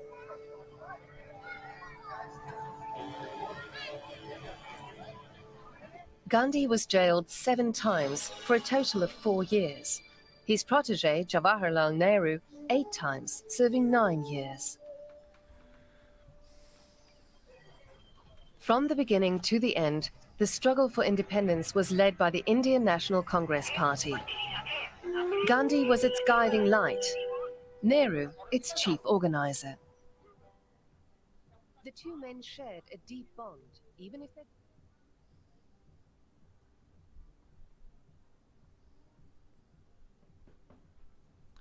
So he was arrested 7 times, went to jail, and famously engaged in hunger strikes to achieve change, to get change. That's what Ghandi did. And often the demonstrations that he had, that he was part of, they weren't always, he didn't just show up for a few hours and then go home. He didn't just write a letter to the British government and hope that they respond and do something. I'm sorry, but that's not the way it works, pal. No, it doesn't. The British Columbia Premier needs to learn a little bit of history. But I think, Brendan, I think they do know. They do know. They know what the history is. They're just playing this game. And get a hobby. You don't know what you're talking about. We know what's best for you. You don't know what's best for yourself. It was worse. It was worse than that. It was like, it's just, he was insulting people. He was insulting. He was smug. He is smug. He's a schmuck. And that's what you get. Yeah, and I do apologize. I have a puppy, and he's upstairs and he sees me, and he wants to be on the video. I guess. So I'm sorry for the background barking. I apologize, but I love him. But that's the truth. What about Martin Luther King? Oh, and how did Gandhi die? Assassinated, killed, murdered. Mm-hmm. Martin Luther King, right, was killed and murdered too.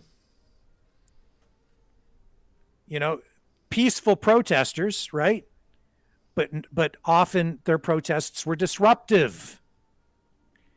When a union goes on strike at a factory, do they just write a letter to the company president and say, gee, company president, we'd really like you to have a raise and we're going to be on strike, but we wouldn't want to disrupt anything. So, of course, we're not going to set up a picket line or nothing because we wouldn't want to disturb you or cause any problems for anybody. So, we're going to be on strike. But, of course, if you bring in replacement workers, I guess that's okay because we wouldn't want to, Yeah. Well, I don't know what else to say. Yeah. Big time. No, it's and look, we're definitely not telling people get arrested or anything. We're not. No, and I'm not saying that. That's not what I'm saying. I'm saying that this premier smug, absolutely smug, and we've heard the same kind of rhetoric from Justin Trudeau, from Doug Ford, who called people protesting on the in front of the legislature a bunch of yahoos who thought, I know, buddy, I'm coming in a minute. I'm sorry about my dog. Everybody wants to see him. I know but he can't get past the gate. So Doug Ford called the protesters in Ontario a bunch of yahoos. He didn't even know enough to know that the Canadian flag being flown upside down was a sign of distress. Instead, he said it was disrespectful because he's an idiot. Of course. And doesn't know his history, doesn't know tradition, doesn't know etiquette, doesn't know. He's a moron. And I'm not voting for him. They are disgusting people. They're all just falling in line, complying with this globalist agenda that they've all bought into. And I'm telling you, Brendan, it's got to stop. They are anti-Canadian. They are anti-Canadian. And, I've said it before and I'll say it again. And even the media is saying that there's reports from inside of the Ontario Conservative Party where they're going to bring mandates back next November. But I suspect that it may even be sooner than that. remains to be seen. None of these things have gone away. None of them feel sorry for what they did. Nobody in any government at all whatsoever knows the amount of the cost-benefit analysis of any of the lockdowns or measures. It is totally corrupt to its core. Absolutely corrupt to its core. Has anyone, I assume some people have seen the movie Gandhi? I've seen it. Yeah. Long time ago, though. Yeah. So where's that clip? Here's a clip. This is the I can't pronounce it. Jallianwala Bagh Massacre, also known as the Amritsar Massacre, which took place on the 13th of April, 1919, when a crowd of non-violent protesters, along with Baishakhi pilgrims, I'm sorry if I'm pronouncing these things wrong, I'm just bad with it, who had gathered in Jallianwala Bagh, Amritsar, Punjab, were fired upon by troops of the British Indian Army under the command of Colonel Reginald Dyer. It's been a long time since I've seen this movie, but this is, I'll bring up the clip. This is what happened to the protesters. Hang on, I lost it. Here we go.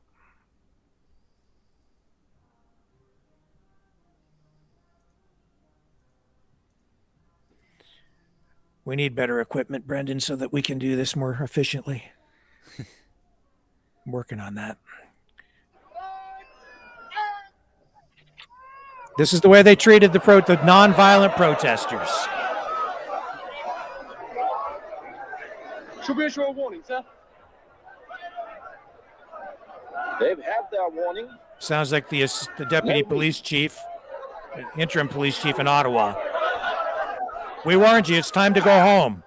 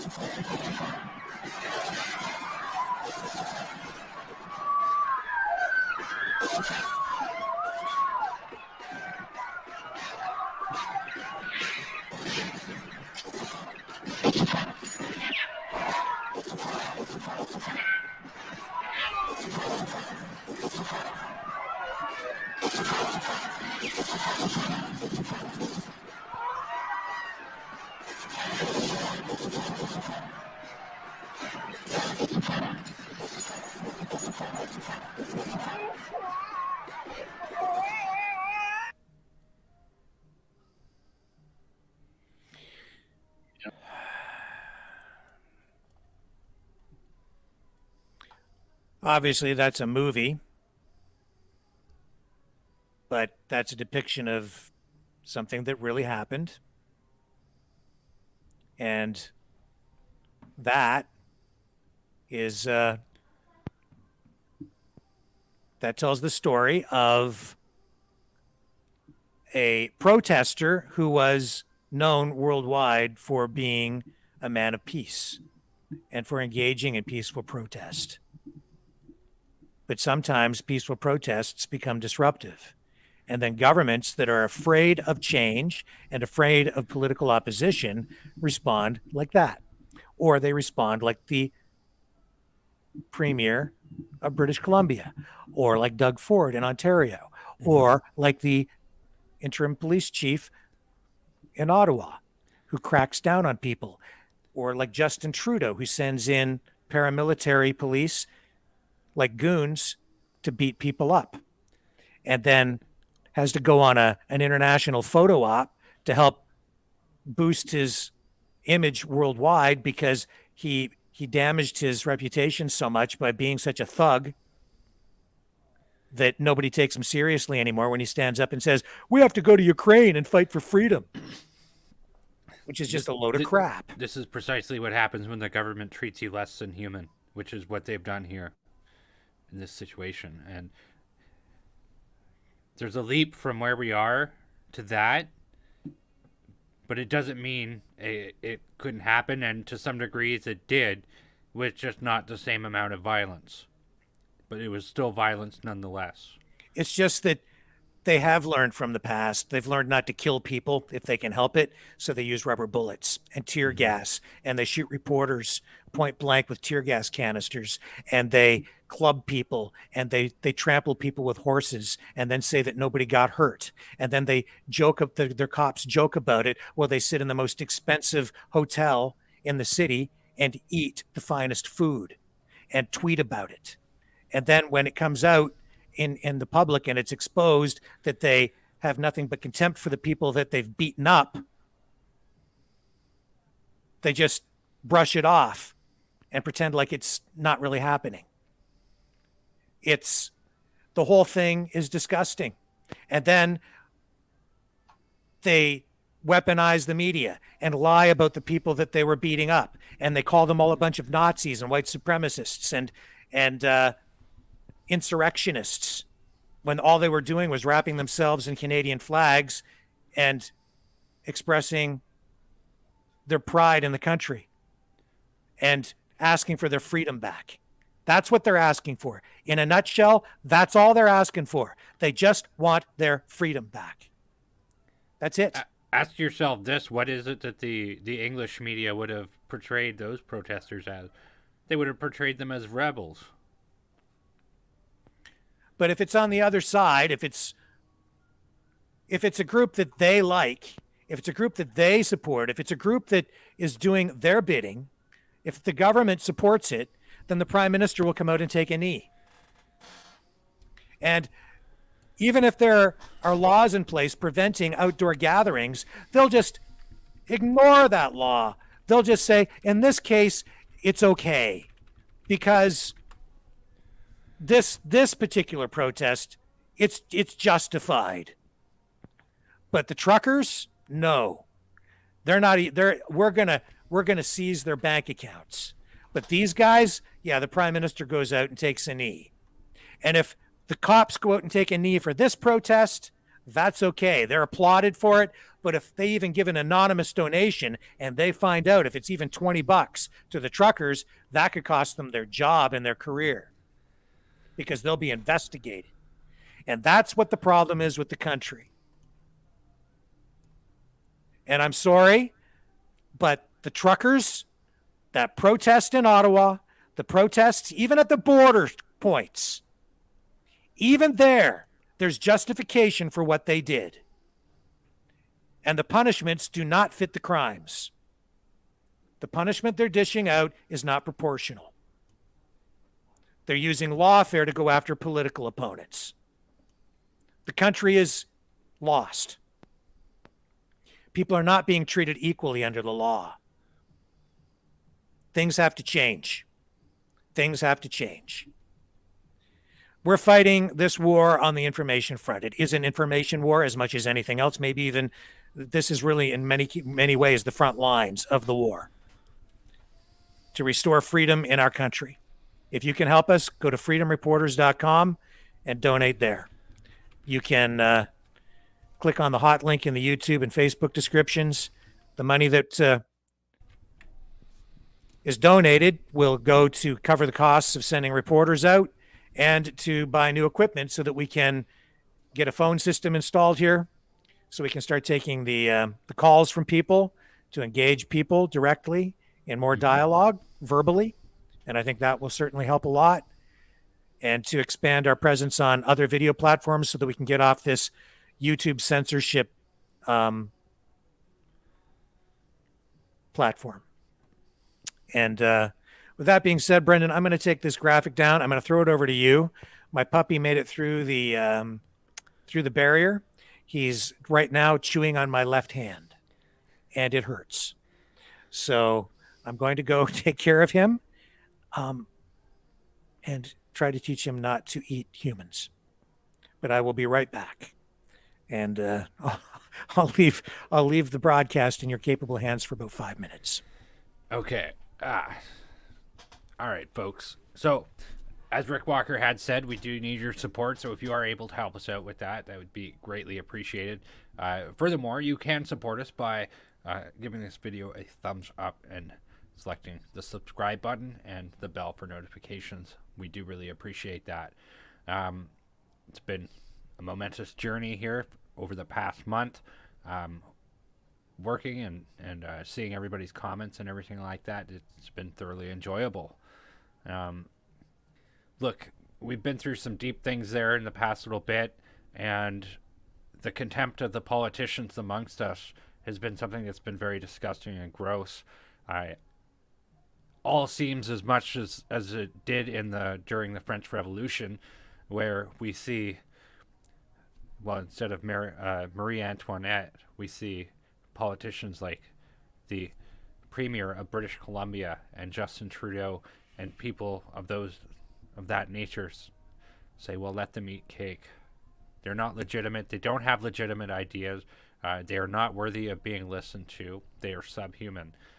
This is the biggest divide that we're seeing. And that has been my number one concern with Ukraine since day one, is we have a brand new thing. Now, we have a brand new thing now that is going to be dividing people even more and more at this point.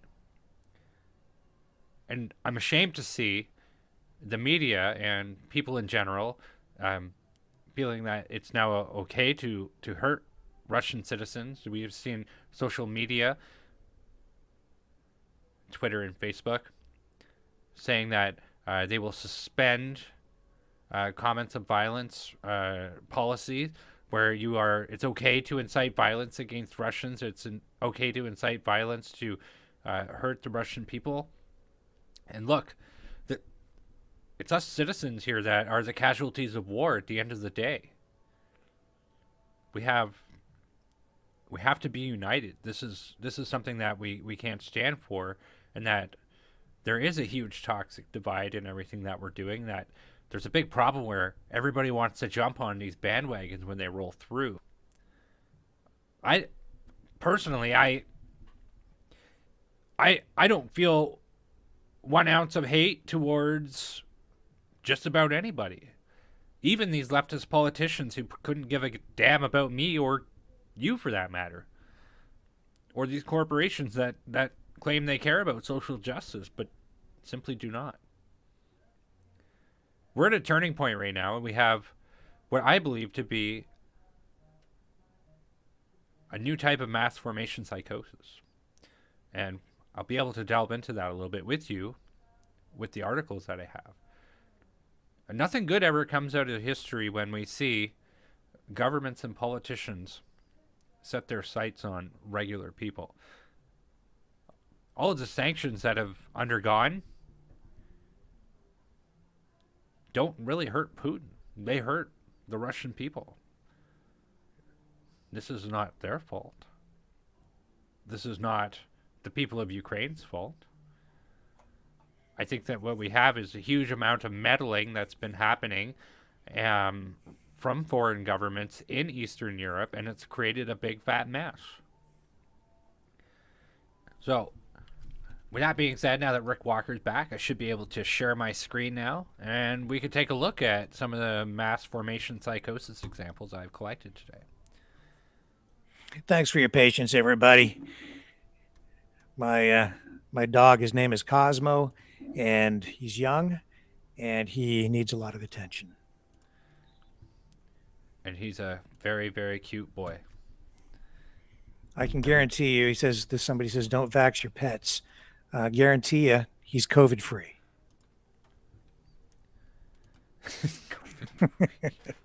I've already taken him outside, and my wife is taking care of him now, but I will show you Cosmo another time. Promise. All right. You want to pull up the following story there, Rick? There you go. So this is news out of the United Kingdom. Squatters occupy Russian oligarch Oleg. I'm not going to bother pronouncing that, but you can see it, London mansion. Squatters have occupied the London mansion suspected of belonging to Russian billionaire Oleg Deripaska, who was placed on Britain's sanctions list last week. Oleg Deripaska. Okay, there you go.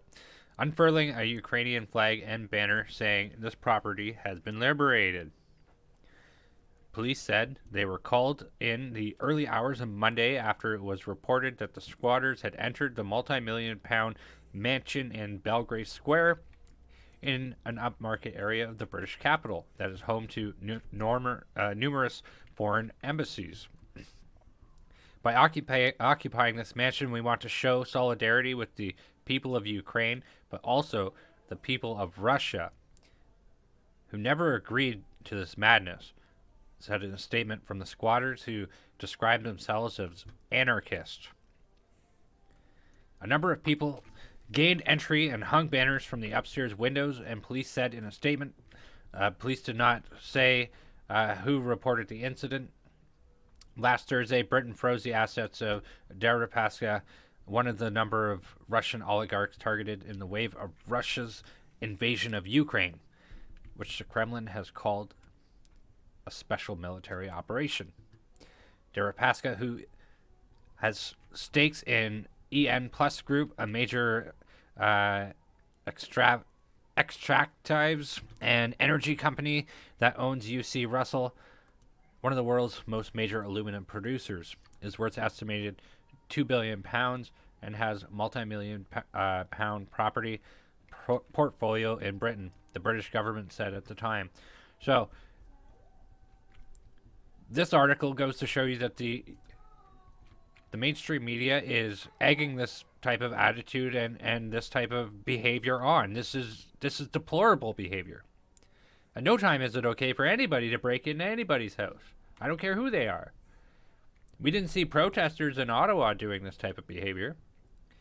That is an illegal occupation if you want to look at one. But here's the point of mass formation psychosis is it gives psychos like these guys a soapbox, an international soapbox to stand on and behave in this manner. This is not good. This is not a good thing at all. And that's one of the examples. And here is another one.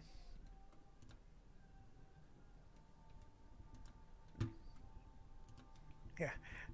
Ms. Jansky says from my previous comment, she says, I can't believe he said people should take the time to watch television. I noted that too. I just didn't comment on it, but it's true. That's hilarious. You should get smart. You should watch TV. You're absolutely right. You were in Rick rant mode. All you were seeing was red. Oh my. When I heard his comments today, I just pull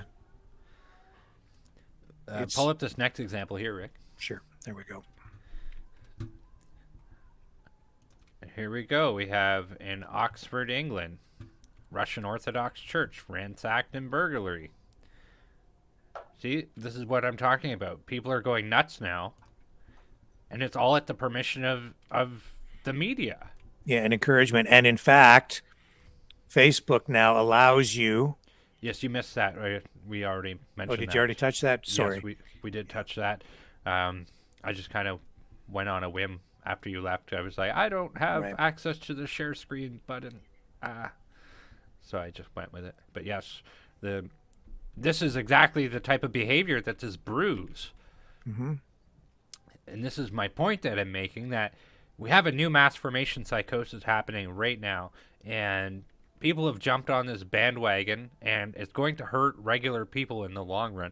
We've seen cafes that are even just called the Russian Cafe in Canada, and people are calling them and sending them hateful messages and crapping all over them for what, running a business and operating a business. Look, the things that are going on in Ukraine is scary. It's terrifying. Is it right? I don't think it's right. I don't think war is correct on any means. I didn't support the war in Iraq. I don't support this either. And I know there's a lot of people who love Putin out there. And I would say that I have a lot of respect for Putin, which is probably derived from a fear of him, or that the manner in which he conducts himself, which is through a lot of different fear. But I don't endorse this war. This is absolutely ridiculous what we're going through. And this is total failure of the West. But my point that I'm getting at is the people that this is going to hurt. And I mean, I already know family members who we've already been divided because of contradictory opinions regarding the lockdowns and everything else that had happened. Divided even more because people understand what's happened. People who actually understand the root causes of Ukraine are not endorsing this war either. But I have family members who totally do. The divide is going to be even more. It's absolutely crazy. Now, I sent you this information earlier in the day, Rick. Like, what's your thoughts between these two examples? Well, I think that I just think you're right when you're pointing out that the media and government, they're giving people permission to be prejudiced, to now target Russians, anything Russian. If it's Russian, if it has a Russian label on it, you can be against it. If the person is Russian, you have to be against them. We're seeing it with even NHL hockey players who are being booed when they go on the ice just because they're Russian. You don't even know what that person's views might be, but that hockey player gets booed. Now we're looking at, they're even concerned that they might have their visas revoked and they might not be able to play hockey. So that's just one example, but we've seen the flip side of that too, which has been when they said that Asian people or Chinese people were being targeted because white supremacists were saying that the virus came from the Wuhan lab. So, and I don't even think that was really true. It was like a fabrication at the time. It but was this, a fabrication. Yeah, it was an absolute lie. But this, they're actually doing it. Like, they're encouraging people to act out against, and you're seeing the evidence of it. Churches attacked. You're seeing, this is what our government and our media has come to, where they endorse certain kinds of hate. They say they're enacting anti-hate legislation, while on the flip side, they are encouraging hate, but only directed at certain groups of people when it suits their purpose. And that just shows that our government has lost its moral compass, our media as well, and they've actually become dangerous. This is dangerous because even if you don't like Russians and you don't like Vladimir Putin, what's going to stop this weapon from being turned on you? That's exactly right. Maybe it's not this issue today, right now, but maybe it's something else. Maybe you don't want your child being taught critical race theory. Maybe you don't want your child being put on hormone drugs for gender therapy. Maybe you don't want that. These are just a couple examples. I mean, we could take it even further. Maybe you like gasoline in your car, and maybe you're going to be the new eco-terrorist because you want to keep gasoline the way it is. Well, what we need is leaders who bring people together. And I'm not saying that as a catchphrase or a cliche. I mean, we really need that right now. Mm-hmm. We don't need a premier standing up criticizing, marginalizing, dehumanizing, smearing one segment of society. We don't need a prime minister who does that, who says that truckers are Nazis. We don't need that. We can't afford it. What we need is someone to stand up there, and we need leaders who are willing to listen to people, understand their concerns, enact policies that address those concerns in a fair way so that everyone can live. It doesn't serve society well to use one group of people as a scapegoat, to demonize one group of people. To call truckers a bunch of white supremacist Nazis is disgusting. To lie and then go after them is disgusting. So we're seeing this same sort of thing play out right here. It's like they pick a side and then they go all in on it. And so they're on Team Ukraine, and therefore everything Russian is bad. Well, you know what? I don't have a problem with the people of Russia. I don't much care for what Vladimir Putin is doing. No. I don't want to see a war, and I don't want to see any of these guys using weapons to kill people on either side. But I have no problem with the Russian people. And if someone in my neighborhood is Russian, I don't know if there are any people who are Russian who live around me, but if there are, I don't have an issue with it. Doesn't bother me. They're still my neighbor. And that's the way it should be. They're Canadians. And even if they aren't Canadians, we need to bring people together and stop this hate. That's it. I mean, it's very simple. It's not a hard concept to grasp here at what I'm getting at. And we saw it too with all the churches that were burned this past year. That was the government and the media doing that. They've whipped up so much fear and so much anger, and then basically gave whoever burned those churches down, they gave them license to do it. And I would go so far as to say it was encouraged because of the lack of concern, but an abundance of understanding. Yeah, that in and of itself is a story I think probably worth debunking or talking about in further depth on a Sunday or something. Yeah. But you're absolutely correct. It's the same thing all over again. And once you start noticing these patterns, you can't get them out of your head. And that's what human beings are designed to do. We are designed to recognize these patterns. Liberty Bell says Putin is being blamed for our gas inflation, which has been happening for over a year. Lie. Yes. That's right. Big lie. In fact, I would wager that most conservatives just across about every country have been shouting the warning bell of inflation for over a year. Easy. Yes. If not 2 years. I mean, look at Pierre Poilievre. He's been talking about it since, Canada's debt is just way out of whack. I don't know about the U.S. I know it's quite high up there.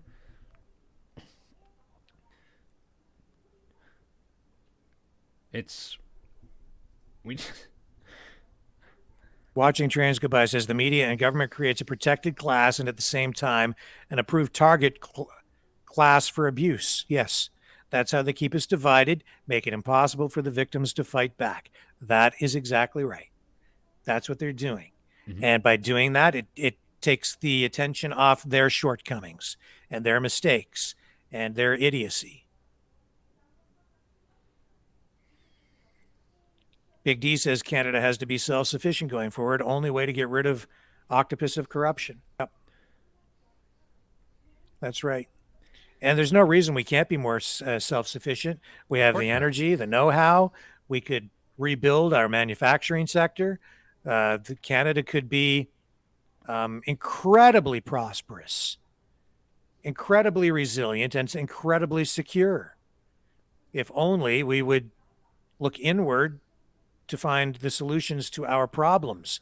And in so doing, by becoming prosperous and strong, we would then be in a really great position to help other people in other countries around the world without just needing to bring the whole world here. Yeah. We could help them build better countries where they are. And I'm not saying we can't have people come here. We can, of course. But I think we need to start at home and start fixing the problems we have here. And not only that, I mean, whatever Canada doesn't have, we have lots of things that can be traded instead. So, I mean, there is that. Trade is good. Trade prevents issues like what we have now from happening. Louise Zimmer says she thinks they're distracting us from what the House of Commons is trying to pass. Yes, I agree. The censorship bills, the anti-hate speech legislation, which is nothing of the sort, all of it. Gas came down 3 cents a gallon in Pennsylvania today. Well, that's a relief. Yeah, Fauci seemed to have crawled under a rock lately. I haven't heard from him. So long as this Liberal government is at the helm, we'll be screwed. Yep. Because they are anti-Canadian all the way. Anti-Canadian. The country has cancer, and it's rotten to the core. This here is absolutely correct. There is, and there's a, you know what? I'm going to just go out right and say it. There is a pandemic of foreign interests buying up Canadian resources in this country, and it has been there for years. What it would take to get rid of it, I don't even know. But Leonard, we should all be worried about it. Leonard Ouellette says we have an anti-business government. I agree with that. I think though they do support the corporatocracy, but they have basically declared an economic war on small and medium-sized businesses in this country. And I think they're working very hard to bankrupt a lot of them, if not most of them, especially small businesses. They want them gone. And they want all those people either dependent or working in menial jobs where every penny that is made can be tracked and taxed. And they want everybody on a UBI. You're fighting the WF, the WHO, Lucifer, Ultra K, brain control. You have no weapons, but you can carry a big stick. The American rally is happening now, says Shadow Dancer. Go truckers. Yep. Canada debt over $1 trillion. Mm-hmm. Watch Ronald Bernard about BIS, Bank of International Settlement in Switzerland. Darcy Martins, they have already been infiltrated. Yes, Rick, Canada has everything Canada needs within its borders. Yep. We definitely do. I've always wondered, why can't we tap into our potential? And Canadians this country could be so prosperous. And then, people say, oh, we're the richest country in the world. No, I don't think we are. Have you seen how those people in Dubai live? You ever see the cars those guys drive around? All the oil money over there in the Middle East. I've been to Dubai, actually. I could speak to that. Yeah, I'd like to hear what your experience was like. Well, there is the ultra-rich Arab class that from when they immigrated there after the war or something like that, and a lot of them have these automobiles and things like that. But there is a huge peasant class there that does live there. A lot of them live on fishing boats or in very ghetto-type scenarios where it's high rises and many families living in one little area. So that's kind of an optics thing that you're kind of making a point on there, but that is not the embodiment of that country. No, but the money that is there, yes, there is insane, money there. And we're sending our money there to buy the oil when we have the oil right here. You don't pay sales tax there either. Yeah, which is cool. Everything's funded by oil there. Instead of buying Bentleys and Rolls Royces for those guys and Lamborghinis who control the oil over there, we could be keeping that money over here and doing great things with it, like better hospitals, better schools, clean drinking water for First Nations peoples, proper gear for our military so that they're properly equipped when we do have to send them to keep the peace someplace. Makes too much sense.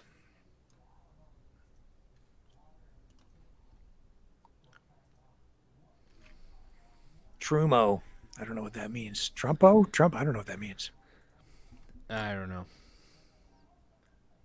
Canada is not rich anymore. No, it's not. We're just in debt up to our eyeballs, and it's in that is going to come home to roost at some point in a big, big way. And what the United States is doing as well with all this, these stupid wars they're getting involved with, and the economic sanctions, and taking Russia out of the SWIFT system. You know what that's doing? That's pushing more and more countries toward using other kinds of currencies so that the US dollar will no longer be the world's reserve currency. And if that happens, the US dollar is going to crash, and Canada will crash along with it. The Western economies will crash. It will be a disaster. Yeah. It will be an absolute disaster if that happens, and I think it will. You get a country like Russia, for years they've been trying to find a way to get off the US dollar, and you get countries beginning, like if they buy oil is traded in US dollars. But if countries now, you ban Russian oil, you take them off the SWIFT payment system, you know what they're going to do? They're just going to sell their oil to other countries, but they're not going to do it in US dollars. And then you get half the world not using US currency anymore. And then a lot of countries just start trading it back and forth in their own currencies instead of using US dollars. Yeah, exactly. And once you're off, if the US dollar is no longer the reserve currency for the world, the default dollar, the world dollar, demand is going to drop right off for it. They've printed all this money. You'll have a massive oversupply. The value of the dollar will tank. They've printed so much money now. It's virtually, it's just about in the tank. Well, I think that's a good segue into our next point here. Buyer's remorse for the Biden campaign. Mm-hmm. Should we line that up? I got Trevor Noah in the queue. Sure. Yeah. This is just going to be a portion of his speech. The whole thing is like 14 minutes long, but we will not torture you with that. We will play for you this part. Mm-hmm. Which I think struck the right balance. You know? Now, while the war rages on, the West's economic war against Russia is ramping up too. Just yesterday, President Biden banned all Russian oil from entering America. But that's created its own problems because Americans still need gasoline to drive cars and to heat offices and to set their homes on fire for the insurance money. So President Biden is going around the world asking other countries to pump more gas to replace Russia's, right? Unfortunately, some of the countries that could help America apparently won't pick up the phone. As Americans watch gas prices rise, the Biden administration is now looking at importing oil from hostile countries, but it's not going so well. The Wall Street Journal reports President Biden tried to call the leaders of Saudi Arabia and the United Arab Emirates, but they would not take his call. Officials from both countries are upset over American policy in the Gulf. Specifically, the Saudis want legal immunity for Prince Mohammed bin Salman in the U.S. He's facing several lawsuits over the killing of journalist Jamal Khashoggi back in 2018. Saudi Arabia and the UAE also want more backing from the U.S. in Yemen to quell the civil war there. And both are also reportedly not happy with the revival of the Iranian nuclear deal. You have got to be kidding me. Apparently, Saudi Arabia won't even pick up the phone for the President of the United States. I mean, look, I know it's hard to arrange those calls. You know, Riyadh is 8 hours ahead. Biden is asleep by 4 p.m. It's a narrow window to make it work. But still, that must have been really embarrassing for Biden. Can you imagine? He phones them and they don't pick up. He probably had to do that thing where you pretend that the other person did pick up. Haha, yes, MBS. My man. Yeah, Ukraine. That is why I'm calling. You got me, baby. You got, yeah. Oh, I have been working out. Yeah. This guy loves me. He loves me.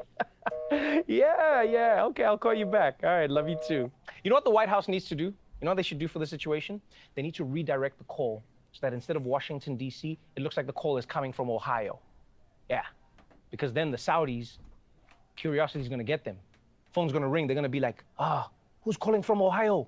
Do we know anybody from Ohio? And someone's gonna be like, don't answer. But what if it's LeBron? I have to answer. Hello? Joe Biden. Damn it, you were right. Shit. Yes. I was hoping you would call. Now, according to the White House, this story is totally untrue. They deny it, which I would too. But either way, man, there is no denying that Saudi Arabia isn't playing ball with Joe Biden. And you know what? You can say what you want, but this would have never happened to Donald Trump. Never. No one was ever ignoring Donald Trump's calls. Yeah, because if you ignored Donald Trump's calls, you didn't know how he would respond.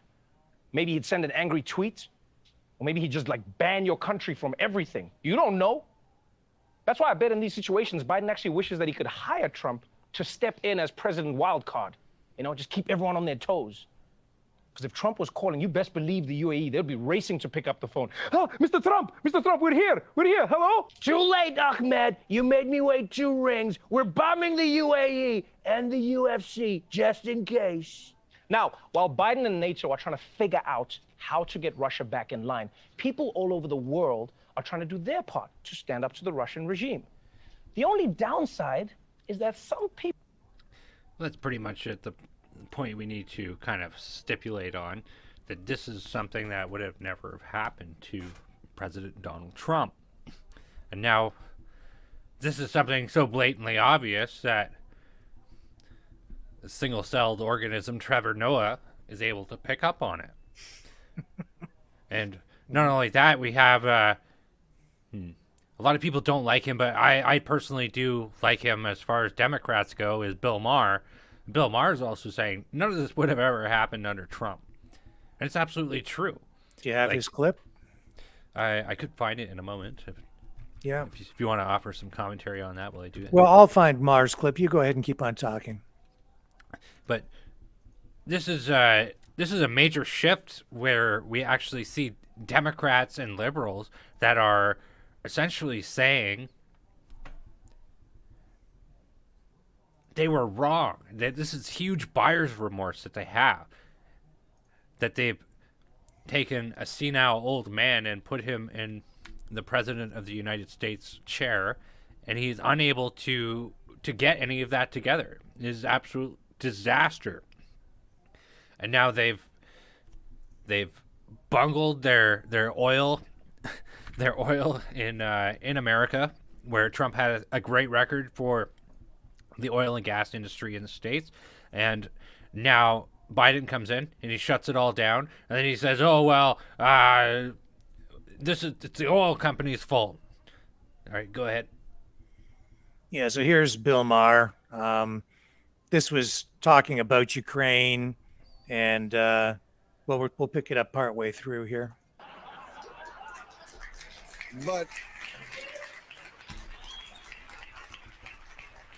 But I'm not sure I can follow Biden's logic all the way when he dragged January 6th into this. He said, look, how would you feel if you saw crowds storm and break down the doors of the British Parliament, kill 5 cops, injure 145, or the German Bundestag or the Italian Parliament? I think you'd wonder.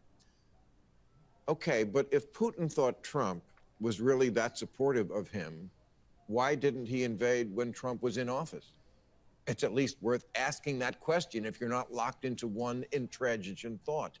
Now, one guy we know who's locked into one thought is Donald Trump, who, when asked what went wrong with Ukraine, said, well, what went wrong was a rigged election.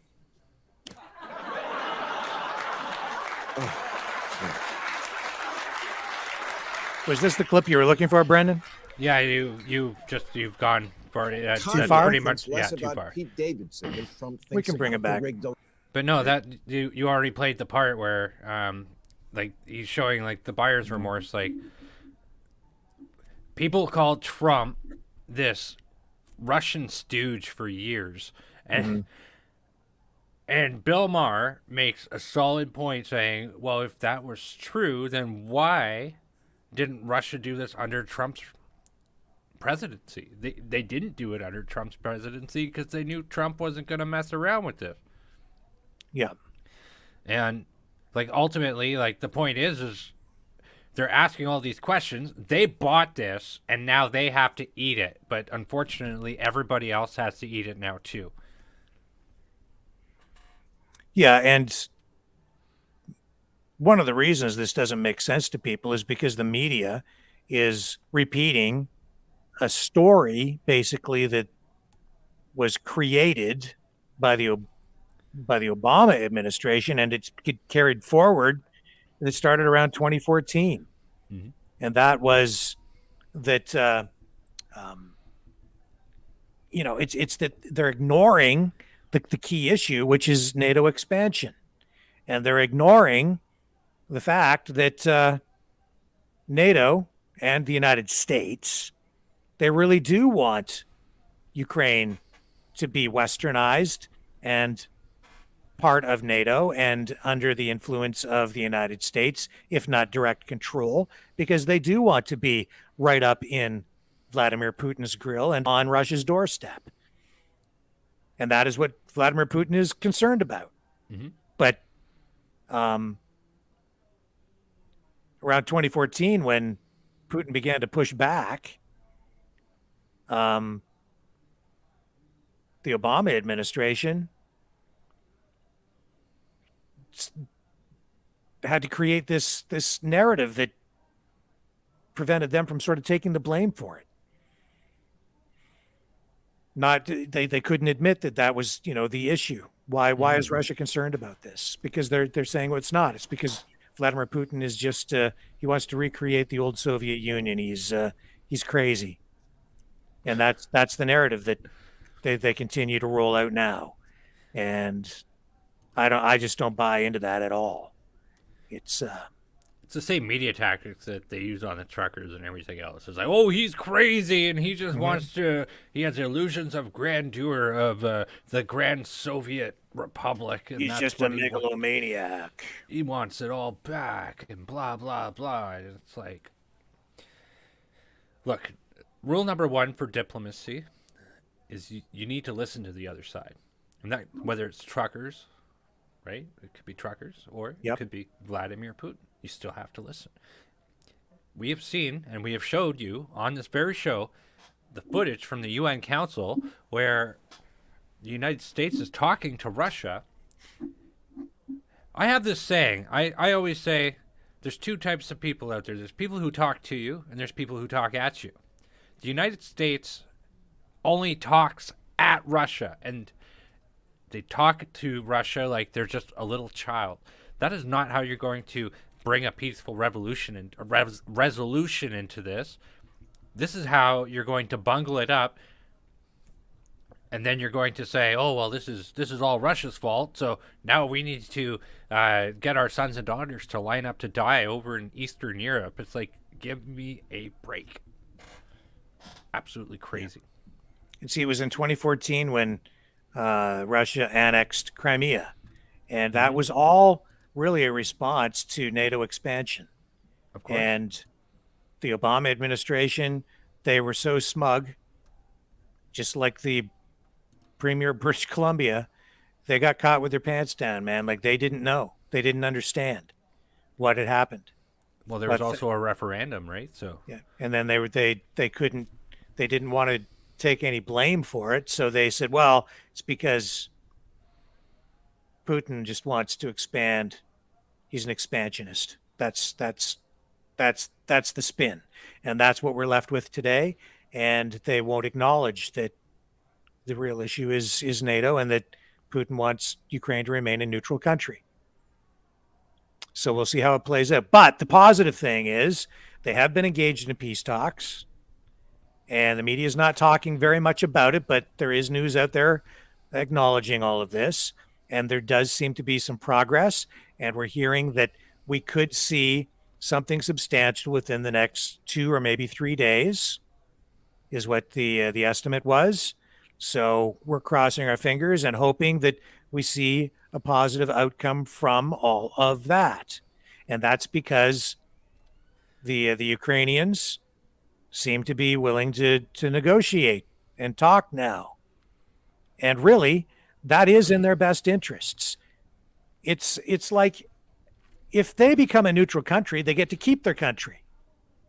They get to they really are they then, want with it. that's right. Then they're sort of like out of the game. They're not part of the problem anymore. They're not part of the military machinery on either side anymore. They're not being used as a pawn by either side.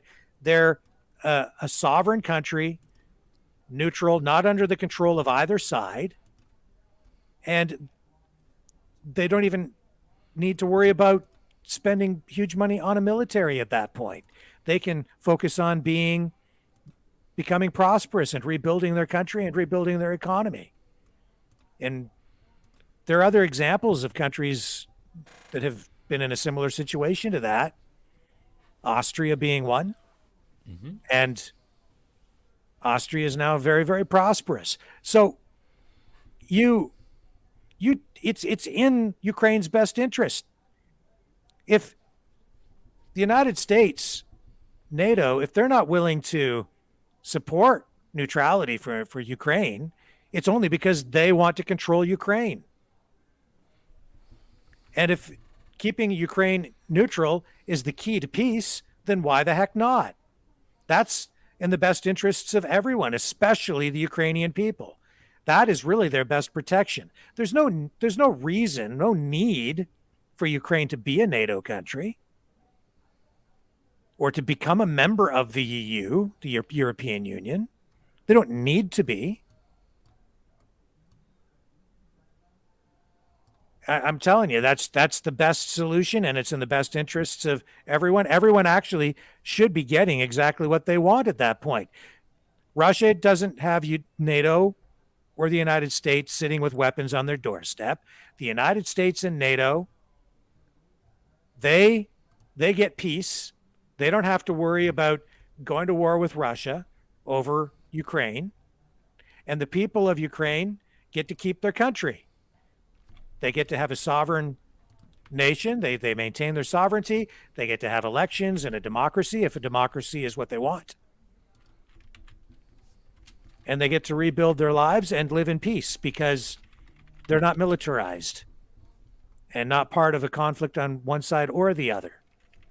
And even though the country is very divided, because you have West Ukraine and East Ukraine and mostly Ukrainian-speaking people on the West and Russian-speaking people in the East, and there is division that way, by keeping the country neutral, at least they can live in peace and work out their internal differences among themselves without being a pawn that's being pushed and pulled in a tug of war between Russia and the United States and NATO. We'll see what happens over the next few days. We will see. But I'd say things are looking much more optimistic, much better right now. Ukraine had a civil war for 8 years, so it isn't really neutral. Well, I understand that, but that's the Ukrainian people and speaking people and the Russian people speaking people on the other side. And these are issues that go back a long way, but those issues I think are being exacerbated by this tug of war between Russia and the United States and NATO. Big time. Now, one thing that does concern me, Zelensky, the president for Ukraine, is scheduled to give a talk to jointly with the Canadian senators and the Canadian House of Commons tomorrow at about 11:15 a.m. And I'm sorry, so that's 11:15 a.m. tomorrow, and that is where is he going to be physically? He's going to be in Ukraine, but he'll be doing it via Zoom or something or other. Well, so we maybe can pick that up and provide the feed tomorrow morning. Yes. live for our viewers and maybe some commentary at that time. I think that's probably a pretty important thing for Canadians and for the U.S. as well. I mean, this guy, we couldn't give the truckers a voice in Canada, but we're going to give this guy the floor, not only with the House of Commons, but we're also going to give him the Senate too. I don't like it. Yeah, well, we still need to hear what he has to say. I understand, yeah, and but I get you. I get what you're saying. Like they can't talk to the truckers, but this guy gets all the attention and all the money and all the guns and all the $500 million equipment. cash, $500 million in cash, and all the guns we can muster.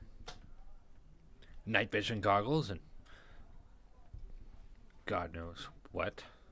Yeah, I don't know. Ukraine has untapped resources Hunter Biden is tapping into. YouTube removed Sasnak entire site 5 minutes ago. YouTube cutting communication between truckers and the public. Wow. Wow. What is Sasnak? He's a trucker and he is one of our feeders. And so he travels the U.S. as a trucker, but live streams all the time. So he's been down there live streaming a lot. We've picked up some of his feeds here, Brendan, and he's one of the guys we've been using his feeds of, right? No, so his channel is up, and the last video is from 2 hours ago.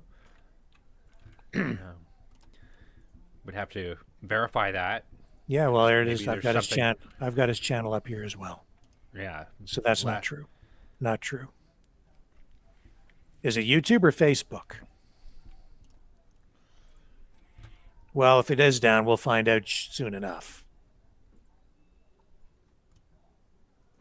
Or maybe they just took down some of his videos. Yeah, it could be. I mean, that happens to us too. So. Yeah, it happened today, which is why we have to get off YouTube.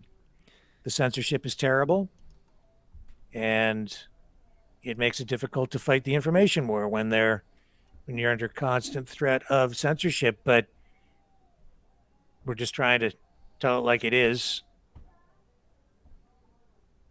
Simple as that. Speaking of censorship and support, we could use your support. If you can donate at freedomreporters.com. Freedomreporters.com. We have a lot of work to do, equipment to buy, and stories to bring you. Really great story tomorrow night. Mystery guest will be on tomorrow evening. We'll try to line up that live hit with Zelensky tomorrow morning. Mm-hmm. We'll let that roll for you. On Wednesday, we have one of the people who is involved with the core group from the Freedom Convoy in Ottawa, and he will be talking to us about where things are at and what they're planning to do next. And he has, I think he's going to have a second person come on, a veteran who's going to be talking about a new veterans group that's going to be getting support from the truckers and a whole program and plan that they have for that, which is very positive and constructive. So we'll find out what's happening there. And the message really is that it is far from over. They have a lot of work left to do as well. So we're going to make our platform available to them so they can explain what is going on, what positive things, constructive, pro-Canadian things they have in the works. And then I'm working on a really, really fantastic guest. And he messaged back today. He's a military expert from the U.S., and very insightful. I won't say his name because he hasn't been confirmed, but he said he's coming on. I just have to line up the exact day. When I get that confirmed, I'll tell you about that. Super excited because he's just so knowledgeable about everything in Ukraine. He'll drop two truth bombs left, right, and center when he's here. So you're definitely going to want to check in for that. And somebody was asking as well in the comments tonight about who to vote for in the next Ontario provincial election. And we have information on that and the new Blue Party coming up this coming weekend. So we have a special guest lined up for that as well. So you're definitely going to want to come back and check us out for that. Again, freedomreporters.com is where you can donate, and certainly hope that you can join us on those particular nights in the days ahead. Lots of stuff lined up, lots and lots of stuff. So pretty exciting times. Brendan seemed to have jumped off there for a moment.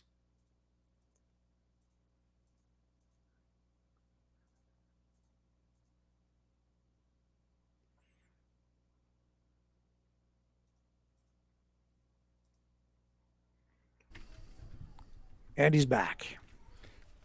Sorry about that, folks. That's okay. So anyway, I kind of wrapped up with the plug there. Just asking for people's help because we need it. Yes, please help us. Help us, help you. It's we great. need help. We need some help. Yeah. So what else do you have lined up there, Brendan? Are we? Yeah, that's it. For the meantime, I mean, we do need your support. If you're unable to support us at freedomreporters.com, please feel free to give this video a thumbs up and hit the subscribe button and the bell for notifications. Every bit of it helps us immensely, and we absolutely enjoy delivering the show to you every day, and we can't thank your support for that as well. So for the meantime, I'm Brendan Kennedy with the Freedom Reporters, and it's been an absolute pleasure delivering the show tonight. Yeah, so we'll be back tomorrow. I will try to get that feed with Zelensky speaking to Parliament tomorrow in Canada, set up for around, did you say 11:15 a.m.? Yes, that's what the news says, yes. 11:15 a.m. Eastern time. So we'll try to bring that feed to you so you can see that firsthand, unedited, completely as it unfolds. And I think that will be very interesting. And then, of course, we'll be back on tomorrow night for a special broadcast. 6 p.m. Eastern Standard Time. Our mystery guest, very smart guy, and an incredible story to share with you about the Freedom Convoy and the lawfare that's been surrounding all of that. Beyond that, I'm not going to say much more. We'll leave it all kind of hanging, but you're going to want to join us tomorrow night. Yep. Yeah, 6 p.m. Eastern Standard Time, right here, Maverick News, same bat time, same bat station.